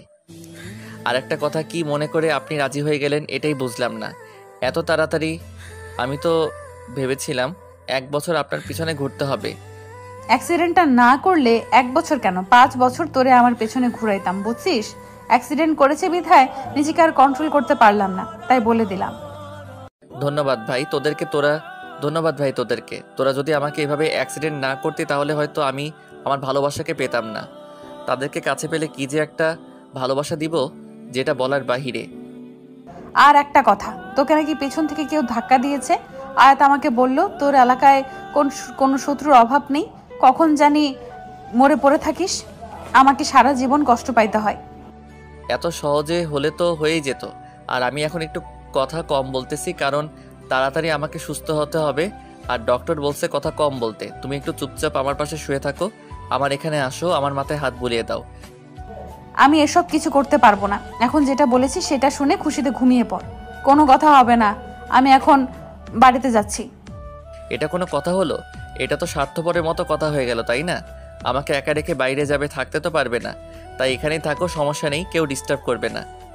আচ্ছা থাকবো, কিন্তু একটা শর্ত আছে। বেশি বকবক করবি না, এখন ঘুমিয়ে পড়বি। আর যদি ঘুমিয়ে না পড়েছিস তাহলে কিন্তু আমি এখান থেকে চলে যেতে বাধ্য হব। তখন এমনিতেই ঘুমিয়ে যাবি। আচ্ছা, কথা দিলাম আমি এখন ঘুমিয়ে যাব। আমার ঘুম পাচ্ছে। তুমি এখনও বসে থাকো, কারণ বাহিরে গিয়ে থাকতে পারবে না, বারবার আমাকে দেখতে মন চাইবে। আমি সেটা ভালো করে জানি। তোমার চোখ স্পষ্ট আমাকে সাক্ষী দিচ্ছে। তাই এখানেই থাকো, ভালো হবে। আমি ঘুমিয়ে যাই, তুমি আমাকে দেখতে থাকো। অনেক হয়েছে চাপা মারা, এখন শুয়ে থাক, বেশি বকবক করিস না। তোকে দেখতে হবে এমন কোনো কথা নেই। আমি এখন বাসায় যাইতাম, কিন্তু তুই রিকোয়েস্ট করতেছিস তার জন্য থেকে গেলাম। নিলয় আর কোনো কথা না বলে মুচকি একটা হাসি দিয়ে চোখ বন্ধ করে নিল। নাবিলা নিলয়ের মাথার কাছে গিয়ে বসে পড়ল আর নীরব দৃষ্টিতে দেখতে লাগলো যে ছেলেটা সারাক্ষণ এদিক ওদিক ছোটাছুটি করে বের হইতো। এলাকায় কোথাও কোনো ঝামেলা হলে সেখানে গিয়ে উপস্থিত হয়। আজকে সেই ছেলেটাই অসুস্থ হয়ে শুয়ে আছে। নাবিলা কখনো কল্পনাও করতে পারেনি যে আজকে সুস্থ সবল একটা মানুষকে সে সকালে দেখলো, দুপুরের পর তাকে হসপিটালে দেখতে হবে। নাবিলা শুধু একটা কথাই চিন্তা করতেছে, যদি তার কোনো শত্রু তৈরি হয় তাহলে তো তাকে সবসময় নিরাপত্তার মধ্যে থাকতে হবে। তাই নাবিলা রাজি হয়ে গেল যে ছেলেটার যাতে করে কোনো কিছু না হয়ে যায়, এজন্য বিয়ের জন্য রাজি হলো। নাবিলা নিলয়কে বিয়ে করার একটা উদ্দেশ্য আছে, সব সময় তাকে নিজের চোখের সামনে রাখবে। যেখানে যাবে দুজনে একসাথে যাবে, আর যাতে করে তার কেউ কোনো ক্ষতি না করতে পারে সেদিকটাই নাবিলা লক্ষ্য রাখবে। সব সময় তাকে বাড়িতে রাখার চেষ্টা করবে, না হলে অফিসে থাকবে। এরকম করে ঘোরাঘুরি করলে তখন যে কোনো একটা সময় একটা দুর্ঘটনা ঘটে যেতে পারে, আর এই দুর্ঘটনা চায় না নাবিলা। একটা দুর্ঘটনা ঘটে গেলে নাবিলা নিজেকে কখনো ক্ষমা করতে পারবে না, কারণ মনে মনে সে নিলয়কে পছন্দ করে। যেহেতু তাদের মাঝে কোনো রক্তের সম্পর্ক নেই, এমনিতেই নিলয় তাকে দেখে আন্টি বলে সম্বোধন করত। যেদিন থেকে তাদের পরিচয় তখন থেকেই আন্টি বলে সম্বোধন করে। যদি আপু বলতো বা অন্য কিছু বলতো তাহলে অন্য সম্পর্ক হইতো। আন্টি বলেছে, তাই আন্টির সম্পর্ক তৈরি হয়ে গিয়েছে তাদের মধ্যে। এটা কোনো ফ্যাক্ট না। আমার উপর কি এখনো রাগ আছে? যদি রাগ থেকে থাকে তাহলে এখন বলতে পারেন। আচ্ছা, আমি আপনাকে একটা প্রশ্ন করতে পারি, যদি আপনি আমাকে অনুমতি দেন? কারণ আপনি আমার কাছে একটা অপরিচিত মানুষ, আমি আপনাকে চিনি না, তো আপনার কাছ থেকে পারমিশন নেওয়া এটা আমার কর্তব্য। আপনি তো একটা কথা জিজ্ঞেস করবেন, সেটার জন্য আবার অনুমতি নিতে হয়? আপনি বলতে পারেন, সমস্যা নাই, যে কোনো প্রশ্ন করতে পারেন, আমি সব প্রশ্নের উত্তর দিতে রাজি। কথা হচ্ছে এটা যে আপনি আমাকে প্রথম দেখাতে কিভাবে প্রপোজ করতে পারেন? আপনি তো আমাকে চেনেন না, জানেন না, হঠাৎ করে একটা মেয়েকে দেখলেই প্রপোজ করতে হবে? এরকম কাজ কতটা মেয়ের সাথে করেছেন? কি বলতেছেন এসব? আপনি প্রথম ব্যক্তি যাকে আমি প্রথম দেখাতেই প্রপোজ করছি। এর আগে এমনিতেই মেয়ে দেখলে এমনিতেই দেখা করা বা কথা বলার চেষ্টা করতাম, বাট কখনো কথা বলা হয়নি। কিন্তু আপনাকে দেখে কেন জানি আমি নিজেকে কন্ট্রোল করতে পারিনি। আপনি আপনার আম্মুকে ডাকলেন, আমাকে দৌড়ানি দিল, ব্যাপারটা আসলে হাস্যকর ছিল। সেটা তো কম হয়ে গিয়েছে, ইচ্ছে তো করতেছিল যে আপনাকে জুতা পেটা করব, কিন্তু আপনার ভাগ্য ভালো যে আমরা এখানে নতুন এসেছিলাম। যদি কিছুদিন আগে আসতাম তাহলে হয়তো আপনার অবস্থা খারাপ হয়ে যেত। আপনার সাহসের প্রশংসা না করে পারতেছি না, আপনার সাহসের প্রশংসা করতেই হয়। সেটা তো হয়তো মোটামুটি করতে নাও পারতেন, তাহলে উল্টাপাল্টা কিছু হয়ে যেতে পারতো আপনার সাথে। এখন এই টপিক নিয়ে কথা বলতে ইচ্ছে করছে না। এখন নাবিলার নিলয় ভাইয়ার বিয়ের ব্যবস্থা করতে পারবেন কি আপনি? আমি যেটা বুঝলাম, নাবিলা নিলয় ভাইকে পছন্দ করে, কিন্তু তাদের সম্পর্কের জন্য নাবিলা খুব কনফিউশন আছে, কি করবে না করবে। সেটা নিয়ে আপনাকে টেনশন করতে হবে না, আমি বাকি সবার সাথে কথা বলে সব কিছু ঠিকঠাক করে রাখবো। নিলয় সুস্থ হলে তাদের বিয়ে দেওয়ার ব্যবস্থা করব। আর একটা কথা, আপনার কি কোনো বয়ফ্রেন্ড আছে বা কাউকে পছন্দ করেন বা কোনো বাগদত্তা আছে? না হলে আমি একটু ট্রাই করতাম আর কি। এসব করে কোনো লাভ হবে না, কারণ আমি আপনাকে পছন্দ করি না, আর আপনার মতো ভণ্ড বদমেজাজি ছেলেদের আমি মোটেও পছন্দ করি না, বুঝেছেন? আপনি ভালোবাসা দিয়ে সব কিছু ঠিক করে দিলেই তো, সেটা দায়িত্ব নিলেই তো হয়। এভাবে মাঝ রাস্তায় না করে দেওয়ার কি আছে? একটু সুযোগ দিলেই হয়তো পরিবর্তন হতেই পারি। কিছুদিন পর যেই লাউ সেই কদু হয়ে যাবে বলে লাভ নেই, তাই আমি আপনাকে কোনো পাত্তা দিচ্ছি না। এসব কথা থেকে বিরত থাকুন এবং এখন ওদেরকে নিয়ে টেনশন করেন। একটু ভেবে দেখেন কি করা যায় না যায়, এরকম মুখের ওপর তো কিছুই নাই। কথাগুলো একটু ভেবে দেখেন, আমার সম্পর্ক কি হতে পারে না? আমি কি এতটাও খারাপ? আমার বিষয়ে কি আপনি জানেন? এটাই তো সব থেকে বড় সমস্যা, আমি আপনার বিষয়ে কিছু জানি না, বুঝেছেন? এখন এইসব নিয়ে কথা বলা বন্ধ করেন, মাথা ব্যথা করতেছে। আমি তো অনেক বকবক করছি আপুর সাথে তখন থেকে। আপনার যেটা ইচ্ছা সেটাই করুন, তাহলে আমি নিজেকে চুপ করে রাখতেছি। কারণ একজন মানুষকে যত বেশি প্রাধান্য দেওয়া হয় তখন সেই মানুষটাকে অপর মানুষটা তুচ্ছ মনে করে, এটাই বাস্তবতা। আচ্ছা শোনেন, একটা কথা বলি, আপনি আমার জন্য কি করতে পারবেন? মানে আপনার ক্ষমতার ভেতরে কি এমন আছে যেটা আপনি আমার জন্য করতে পারবেন বলেন? শুধু একবার বলে দেখেন, যদি আমার সাধ্যের মধ্যে হয় তাহলে আমি বলে দেবো যে আমি পারবো, সাধ্যের বাইরে হলে বলবো যে ঠিক আছে আপনি আপনার মতো থাকেন, আমি আমার মতোই থাকি। কারণ একজন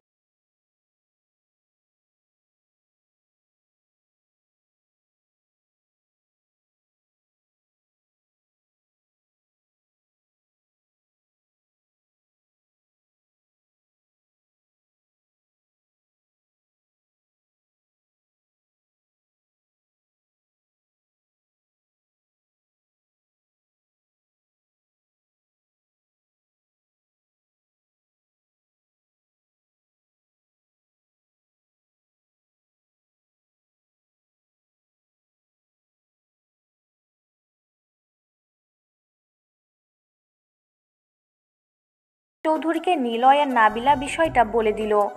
আসাদ চৌধুরী প্রথমে বিষয়টা মেনে নিতে চাইল না, যে এটা কখনো সম্ভব না, আমরা আমাদের সোসাইটি মেনটেন করব।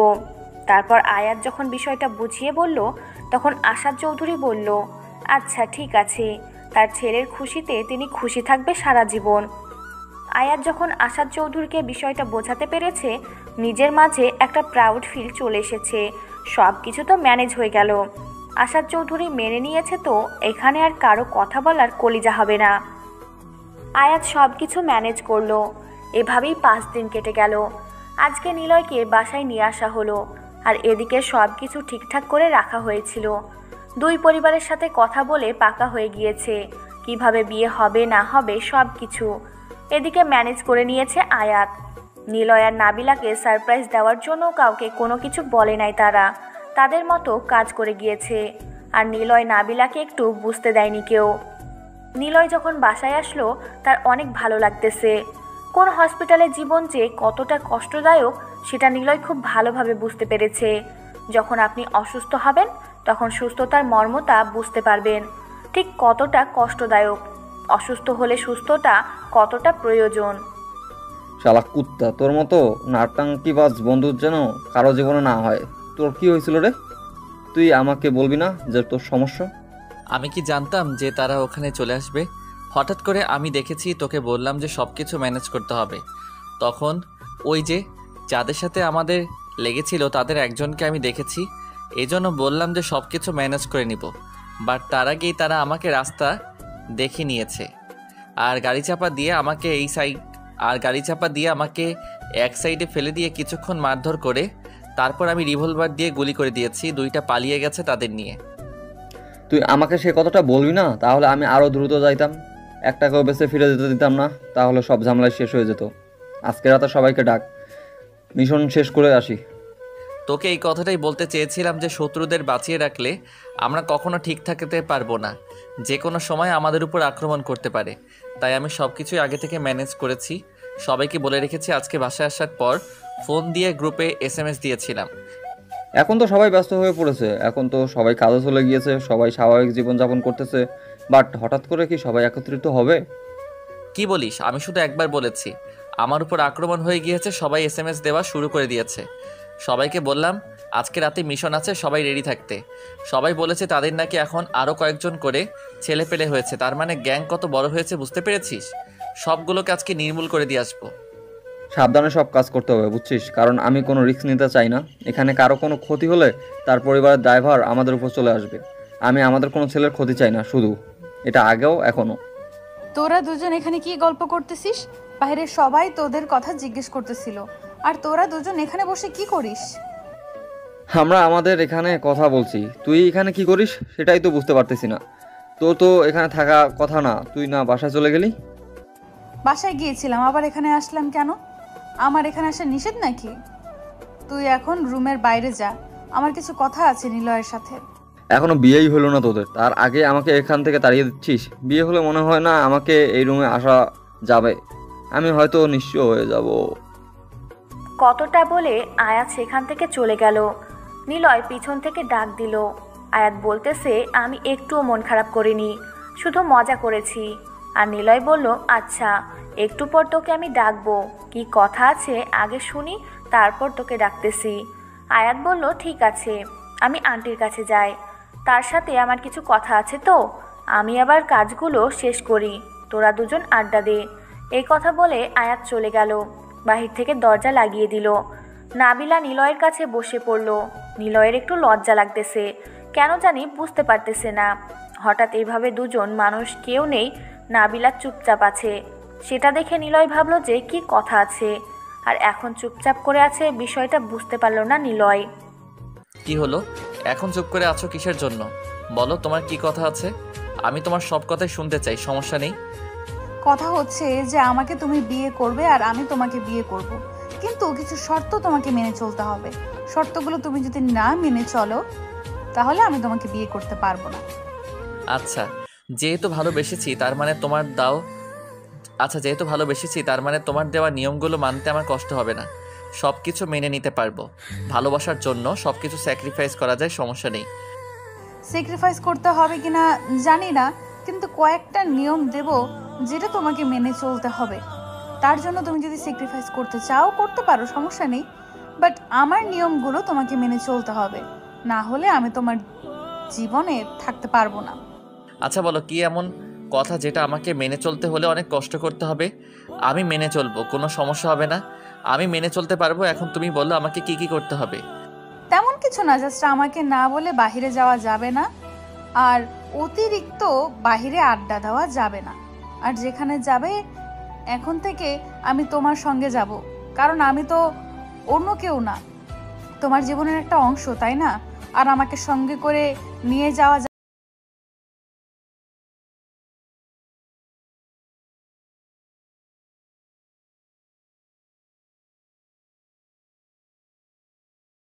তোমাকে এখন থেকে অফিসে যেতে হবে, নিয়মিত সব কাজ ঠিকঠাক মতো করতে হবে, আর অতিরিক্ত বন্ধু বান্ধবের সাথে আড্ডা দেওয়া যাবে না, কারণ তখন তোমার মাথায় অন্য কিছু চলে আসবে, আর আমি চাই না তোমার কোনো ক্ষতি হয়ে যাক, তাহলে আমি পৃথিবীতে বেঁচে থাকতে পারবো না।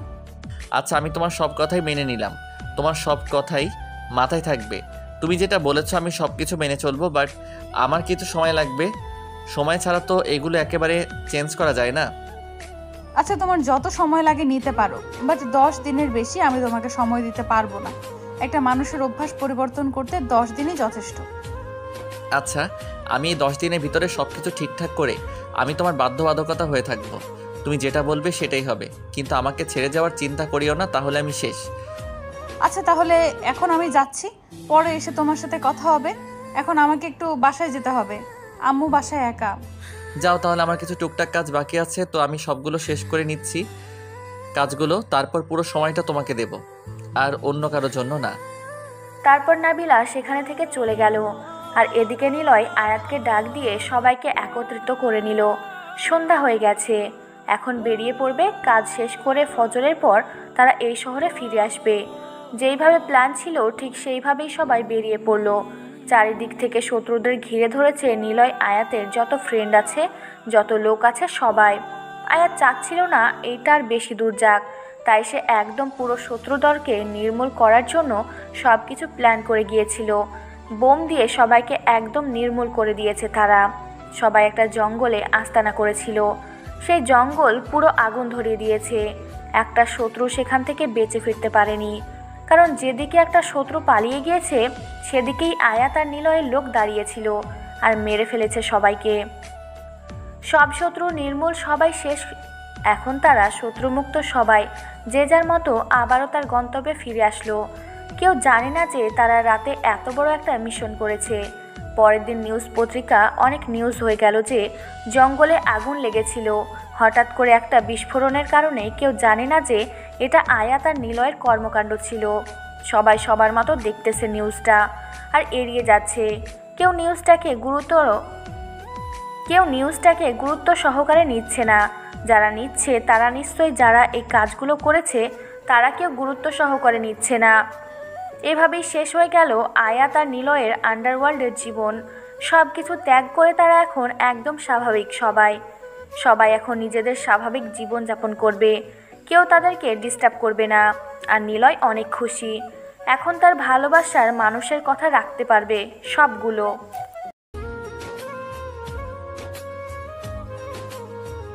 আজকে নিলয় আর নাবিলার বিয়ের সব আয়োজন ধুমধাম করে শুরু করে দিয়েছে। নাবিলার বাড়িতে নাবিলার কাজিনরা এসে ভরপুর, বিয়ের আনন্দ শুরু করে দিয়েছে। আর এদিকে আয়াত তো পুরো বাড়ি একাই মনে হচ্ছে মাতিয়ে রেখেছে। আরও নিলয় আর আয়াতের কাজিনরা তো আছেই। আজকে সবাই মিলে পুরো বাড়িটাকে সেইভাবে মুখরিত করে রেখেছে। সব কাজ সম্পূর্ণ করে বরযাত্রী নিয়ে বেরিয়ে পড়ল আয়াত। আর এদিকে নীলা এবং নাবিলার কাজিন সবাই একত্রিত হয়ে গেটে দাঁড়িয়ে আছে বরযাত্রীকে আটকানোর জন্য। নীলা আয়াতকে ফোন করলো যে তারা এখনও কোথায় আছে আর কতক্ষণ লাগবে, কারণ হচ্ছে তারা মরিচের গুঁড়া শরবত বানানো শুরু করে দিয়েছে অলরেডি। মরিচ দিয়ে মিষ্টি বানিয়েছে আর লবণ দিয়ে। বিয়ে তো করতেই যাচ্ছিস, তোর ফিলিংস কেমন? একটু পর তো তুই আমাকে ভুলে যাবি। বন্ধুকে তোর রুমে যাওয়া যাবে না যখন তখন। এখন তো কি বলবো, আমি এত পরিমাণ কষ্টে আছি। কি আর করব বল, বিয়ে তো করতেই হবে। আর যেখানে ভালোবাসার মানুষকে বিয়ে করতেছি সেখানে তো তুই আসবি, কিন্তু একটু দেখে শুনে আসবি। প্রথম প্রথম বিয়ে করতেছি। সেটা তো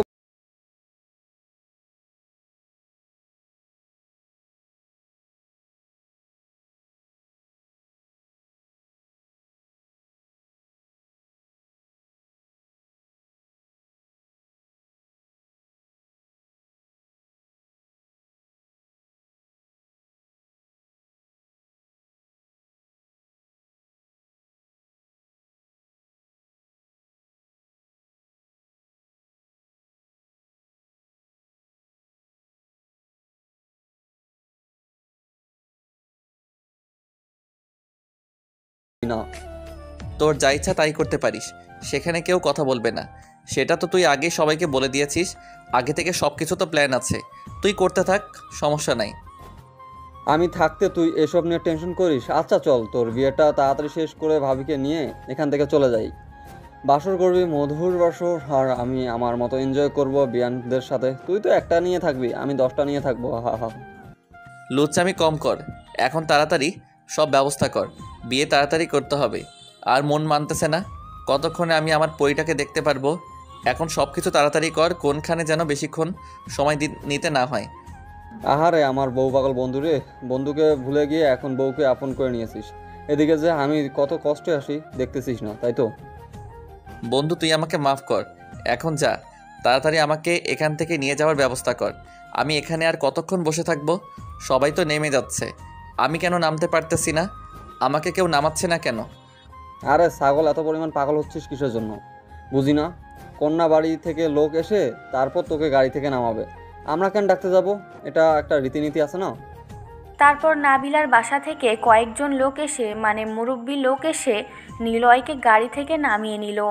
তারপর নিলয়কে ধরে সেখানে গেল, আর আয়াতও নিলয়ের সাথেই আছে।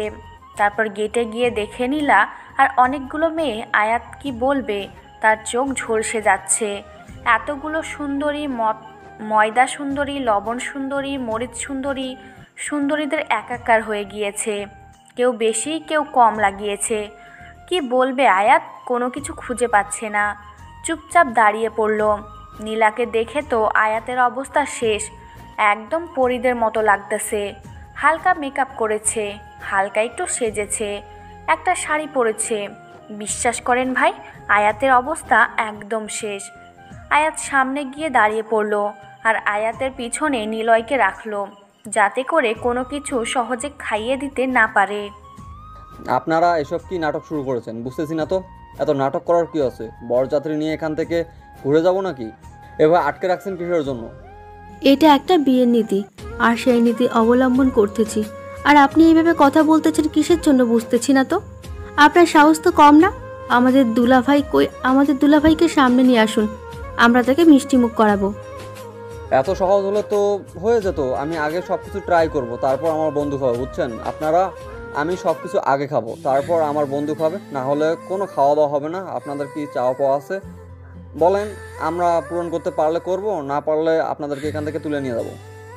আমরা যদি আমাদের দুলাভাইকে খাওয়াতে না পারি, তাহলে আমরা আমাদের চাওয়া পাওয়া কেমনে চাইব? আপনি কি বুঝে অবুঝের মতো ব্যবহার করতেছেন? আমাদের দুলাভাইকে তো আমাদের মিষ্টিমুখ করাতে হবে, আর তার জন্য আমরা শরবত বানিয়েছি। আমাকে কি পছন্দ হয় না? আমি আগে খাবো, তারপর আমার বন্ধু খাবে। আমি টেস্ট করব, তারপর সেখান থেকে আমার বন্ধু খাবে। ঝামেলা শেষ। আপনাদের বিশ্বাস নাই, সবগুলো লাল টকটক হয়ে আছে। এগুলো মরিচ ছাড়া কিচ্ছু না। আপনারা আগে খান, তারপর আমার বন্ধু খাবে। সমস্যা নেই, আমাকে যদি খেতে না দেন। এত ঝগড়া করতে পারবো না আমরা।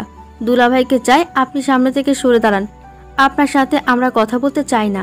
কি মেয়েরা, কি হচ্ছে এসব? সবাই চিল্লাচিল্লি শুরু করে দাও। আমাদের দাবি মানতে হবে, মানতে হবে, আমাদের দাবি মানতে হবে। সবাই অনেক জোরে জোরে চিল্লানি শুরু করে দিল। এবার মহাবিপদে পড়ে গেল আয়াত আর নিলয়। নিলয় পিছন থেকে আয়াতকে খোঁটা দিচ্ছে যাতে করে সব ঝামেলা শেষ করে নেয়। আর মিষ্টিগুলো দেখে মনে হচ্ছে সবগুলো মরিচ দিয়ে ভরিয়ে রেখেছে। আর শরবতের কথা কি বলবে? এগুলো যদি এখন নিলয় খায় তাহলে তো বিয়ে করা দূরের কথা, এখান থেকে পালিয়ে যেতে হবে। আর এগুলো কোনোভাবেই যেন নিলয়কে খাওয়াতে না পারে, তার জন্য আয়াত একটা ফন্দি বের করলো। আয়াত হঠাৎ করে ধাম করে টেবিলের উপর পড়ে গেল আর নিজের জামা কাপড় নষ্ট করে ফেললো। আর সবাই এটা দেখে মনে করলো সিরিয়াসলি কিছু একটা হয়ে গেল। সবাই আয়াতকে ধরাধরি করে দাঁড় করিয়ে দিল। আমি এখন ঠিকঠাক আছি, আমার কিচ্ছু হয়নি, মাথাটা ঘুরতেছে তো তার জন্য। এখন বলেন, আপনাদের এসব নষ্ট করে ফেললাম, আপনাদের তো এখন ক্ষতিপূরণ দিতে হবে। কত টাকা দিতে হবে বলেন? বেশি না, 1 লাখ টাকা দিলেই হবে, তাতেই আমরা খুশি। আপনারা আমাদের হাতে 1 লাখ টাকা দেবেন, তারপর আমরা বরকে ভেতরে যেতে দেব। দেখেন, আমরা এতগুলো টাকা দিতে পারবো না, আমরা গরিব মানুষ। আমরা এখান থেকে চলে যাচ্ছি, পরে দেখবেন যে সকালে এমনিতেই মেয়ে আমাদের বাসায় চলে যাবে। আমরা তখন আমাদের বন্ধুর সাথে বিয়ে দিয়ে দেবো, তার ঝামেলা শেষ। এত ঝামেলা করতে পারবো না, আমরা এতগুলো টাকা দিতে পারবো না। এখন 10,000 টাকা দিচ্ছি, যদি নিতে চান নিতে পারেন, না চাইলে কালকে যখন আমাদের বাসায় মেয়ে যাবে তখন মেয়ের সাথে ছেলের বিয়ে দিয়ে দেবো। সব কিচ্ছা খতম। কিপটে দেখেছি, আপনার মতো কিপটে মানুষ আমি আমার জীবনে কখনো দেখিনি। আচ্ছা দেন, আমরা তাতেই রাজি আছি। কি আর করার, এত কিপটা মানুষ পরে আমার যেটা দরকার আমি সেটা উসুল করে নিতে পারবো, সমস্যা নেই। পরেরটা পরে দেখা যাবে, এখন ঝামেলা শেষ করেন, আমাদের ভিতরে যেতে দেন। আর আমি অনেক ক্লান্ত, এখন আমার জামা কাপড়ের অবস্থা খুব খারাপ, আমাকে এসব চেঞ্জ করতে হবে। আপনার মতো অভিনয় বাস ছেলে আমি জীবনে সত্যি দেখি নাই। আপনি ইচ্ছাকৃতভাবে আমাদের সব খাবার নষ্ট করে দিয়েছেন, আমি সেটা ভালো করেই জানি। কিন্তু একটা কথা মাথায় রাখবেন, আমার দুলাভাইকে তো আমি মিষ্টিমুখ করাবই। তারপর সেখানে কয়েকজন মুরব্বি এসে রাগারাগি করলো যে টাকা দিয়েছে তারপরও এত কথা কিসের। বরযাত্রী তাড়াতাড়ি যেন ভিতরে নিয়ে যাওয়া হয়, তার জন্য সবাই তৎপর হয়ে উঠল। আর রাত অনেক হচ্ছে, বিয়েটা তাড়াতাড়ি সম্পূর্ণ করতে হবে, খাওয়া দাওয়া করতে হবে। বরযাত্রী কন্যাকে নিয়ে চলে যাবে, অনেক কাজ বাকি আছে। আর এখানে যদি সব সময় নষ্ট করে তাহলে তো হয় না। নিলয় আয়াতের সাথে গিয়ে তাকে যেখানে বসা উচিত সেখানে বসিয়ে দিল। আয়াত সেখানে নিলয়কে বসিয়ে দিল। তারপর সবাই অনেক মজা মাস্তি করা শুরু করলো। কাজী সাহেব এসে বিয়ে পড়ানো শুরু করে দিল। সব কিছু ঠিকঠাক মতো হয়ে গেল। তারপর কন্যার কাছ থেকে সব কিছু জেনে শুনে কন্যার মতামত নিয়ে বিয়েটা সম্পূর্ণ করে দিল। তারপর খাওয়া দাওয়া শেষ, সব ঝামেলা শেষ। এখন কন্যা বিদায় দিবে। তখন নাবিলা যেটা কান্না শুরু করে দিল। নিলয় এমন হাসি পাচ্ছে, মনে হয় হেসে তার পেটে যাচ্ছে। ভিতরে ভিতরে আয়াতকে ডেকে এনে আয়াতের সাথে কথা বলতেছে আর হেসে কুটি কুটি হয়ে যাচ্ছে। তার ভিতরে এত হাসি পাচ্ছে নাবিলার এত কান্না দেখে। আয়াত বিষয়টা বুঝতে পারলো, তার বন্ধুকে ঠিকঠাক করলো। তারপর সব কিছু শেষ, এখন নীলা নাবিলার সাথে যাবে আর আয়াতের সুযোগ হয়ে গেল। তারপর কন্যা নিয়ে নিলয় চলে আসলো। আর বাসায় দুজনে আসার পথে কেউ কথা বলেনি, কারণ নাবিলা অনেক কান্না করতেছিল। নাবিলা নিলয়ের কাঁধে মাথা রেখে শুয়েছিল। যখন নাবিলা নিলয়দের বাসায় পৌঁছে গেল, গাড়ি থেকে নেমে নিলয় নাবিলাকে কোলে তুলে নিল, যার জন্য মোটেও প্রস্তুত ছিল না নাবিলা। নাবিলা ভাবতেই পারেনি সবার সামনে এইভাবে নীল তাকে কোলে তুলে নিবে। নাবিলা অনেকবার নীলাকে বলতেছিল যে এখন যেন তাকে নামিয়ে দেয়, তার লজ্জা লাগতেছে। কিন্তু নিলয় নাবিলার কানে কানে বলল যে এটা এইবারের রীতিনীতি, এটা তাকে মানতে হবে। আর তার ইচ্ছা করছিল তার বউকে কোলে তুলে নেওয়ার জন্য, তাই সে নিয়েছে। সবাই হাততালি দিয়ে সংবর্ধনা জানাতে লাগলো তাদের নতুন দাম্পত্য জীবনকে। তাদের দাম্পত্য জীবন যেন সুখের হয়। সবাই অনেক সংবর্ধনা জানালো, সবাই গ্রহণ করে নিল নাবিলাকে এই বাসায়। আর নিলয়ের আম্মু তো আগে থেকেই গ্রহণ করে নিয়ে বসে আছে।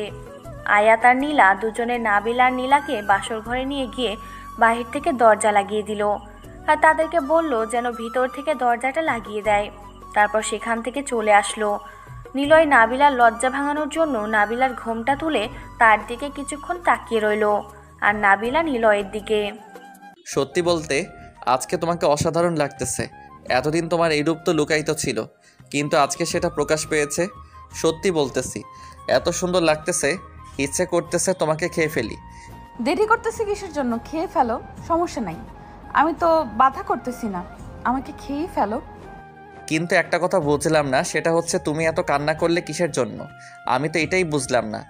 আমি তো তখন জানো কি পরিমাণ হেসেছি। আয়াতকে জিজ্ঞাসা করে দেখিয়েও বিশ্বাস করো, এটার জন্য প্রস্তুত ছিলাম না যে তুমি এভাবে কান্না করবে। তুমি যদি একটা মেয়ে মানুষ হতেই তাহলে বুঝতে পারতে যে আমি কেন কান্না করতেছি। তাদের সাথে আমার সম্পর্ক জন্ম থেকে, আর তাদেরকে ছেড়ে আসতে কান্না হবে না? কষ্ট হবে না? সেটা অবশ্য ঠিক বলেছ। আচ্ছা, এখন কি করবে? এই অবস্থায় থাকবে নাকি তোমার যদি খারাপ লাগে তাহলে কিন্তু গোসল করে ফ্রেশ হয়ে নিতে পারো, তারপর না হয় রোমান্স শুরু করব। আজকের পরে থাকবো। আজকে এইভাবেই সব কিছু হবে, কারণ নিজের একটা ইচ্ছা থাকা উচিত। সব ইচ্ছা তো পূরণ করার একটা মন মানসিকতা থাকা উচিত। আমারও কিছু ইচ্ছা আছে, আমি সেগুলো পূরণ করব আজকে। তোমাকে বাধা করেছে কে? শুরু করে দাও, আমি তো তোমার জন্য প্রস্তুত। দেখো, এখন আমরা নামাজ পড়বো দুজনে, তারপর আল্লাহর কাছে আমাদের নতুন দাম্পত্য জীবনের জন্য দোয়া করব। আমরা যেন সারা জীবন সুখে শান্তিতে থাকতে পারি।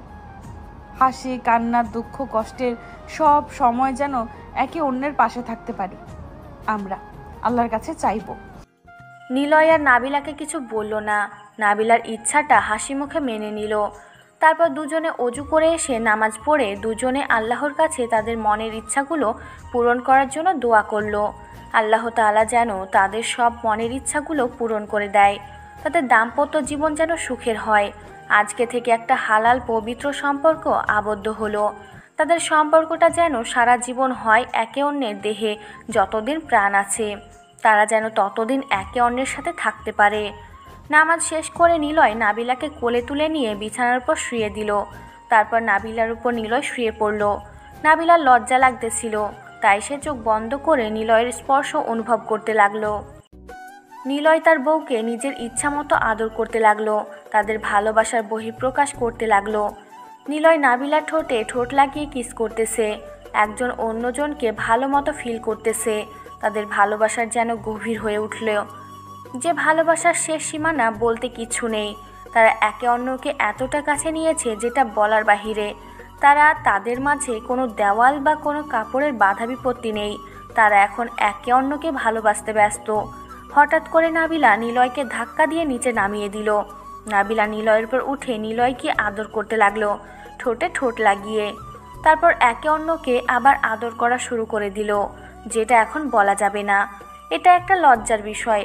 আপনারা বিয়ে করেন, তারপর না হয় শুনে নিয়েন, বা আপনারা যখন করবেন তখন ঝামেলা শেষ। আমি চাই সারা জীবন আমাদের ভালোবাসাটা আজকে যেমন থাকলো, প্রতিটা রাত, প্রতিটা দিন আমাদের ভালোবাসাটা এইভাবেই যেন থাকে। প্রতিটা সময় আমাদের ভালোবাসা যেন বৃদ্ধি পায়, কমে যেন না যায়। আমাদের যত ভুল থাকবে, যত রাগ অভিমান থাকবে, সেটা বহিঃপ্রকাশ হবে, কিন্তু কখনো একে অন্যকে ছেড়ে যাওয়ার কথা যেন কল্পনা করতে না পারি আমরা দুজন। ইনশাল্লাহ আমি আমার দিক থেকে ট্রাই করব। আমি সারা জীবন তোমার আসক্তি হয়ে থাকতে চাই, আর তোমাতে আসক্ত হয়ে আমি সারা জীবন পার করতে চাই। ভালোবাসি, অনেক ভালোবাসি। যে ভালোবাসা প্রকাশ করতে হয় হয়তো সময় লাগবে। এতটা ভালোবাসি যে ভালোবাসা সারা জীবন ফুরিয়ে যাবে না।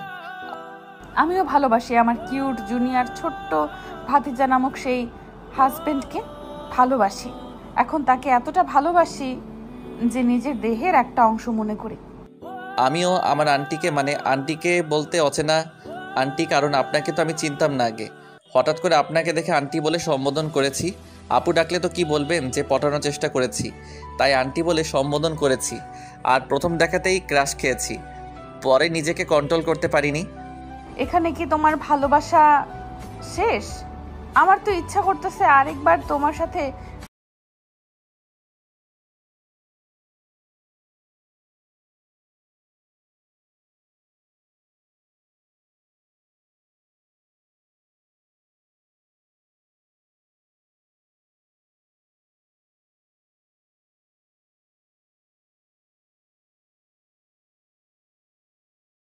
ততক্ষণ আমরা এখন আমাদের ভালোবাসার প্রকাশ ঘটাবো।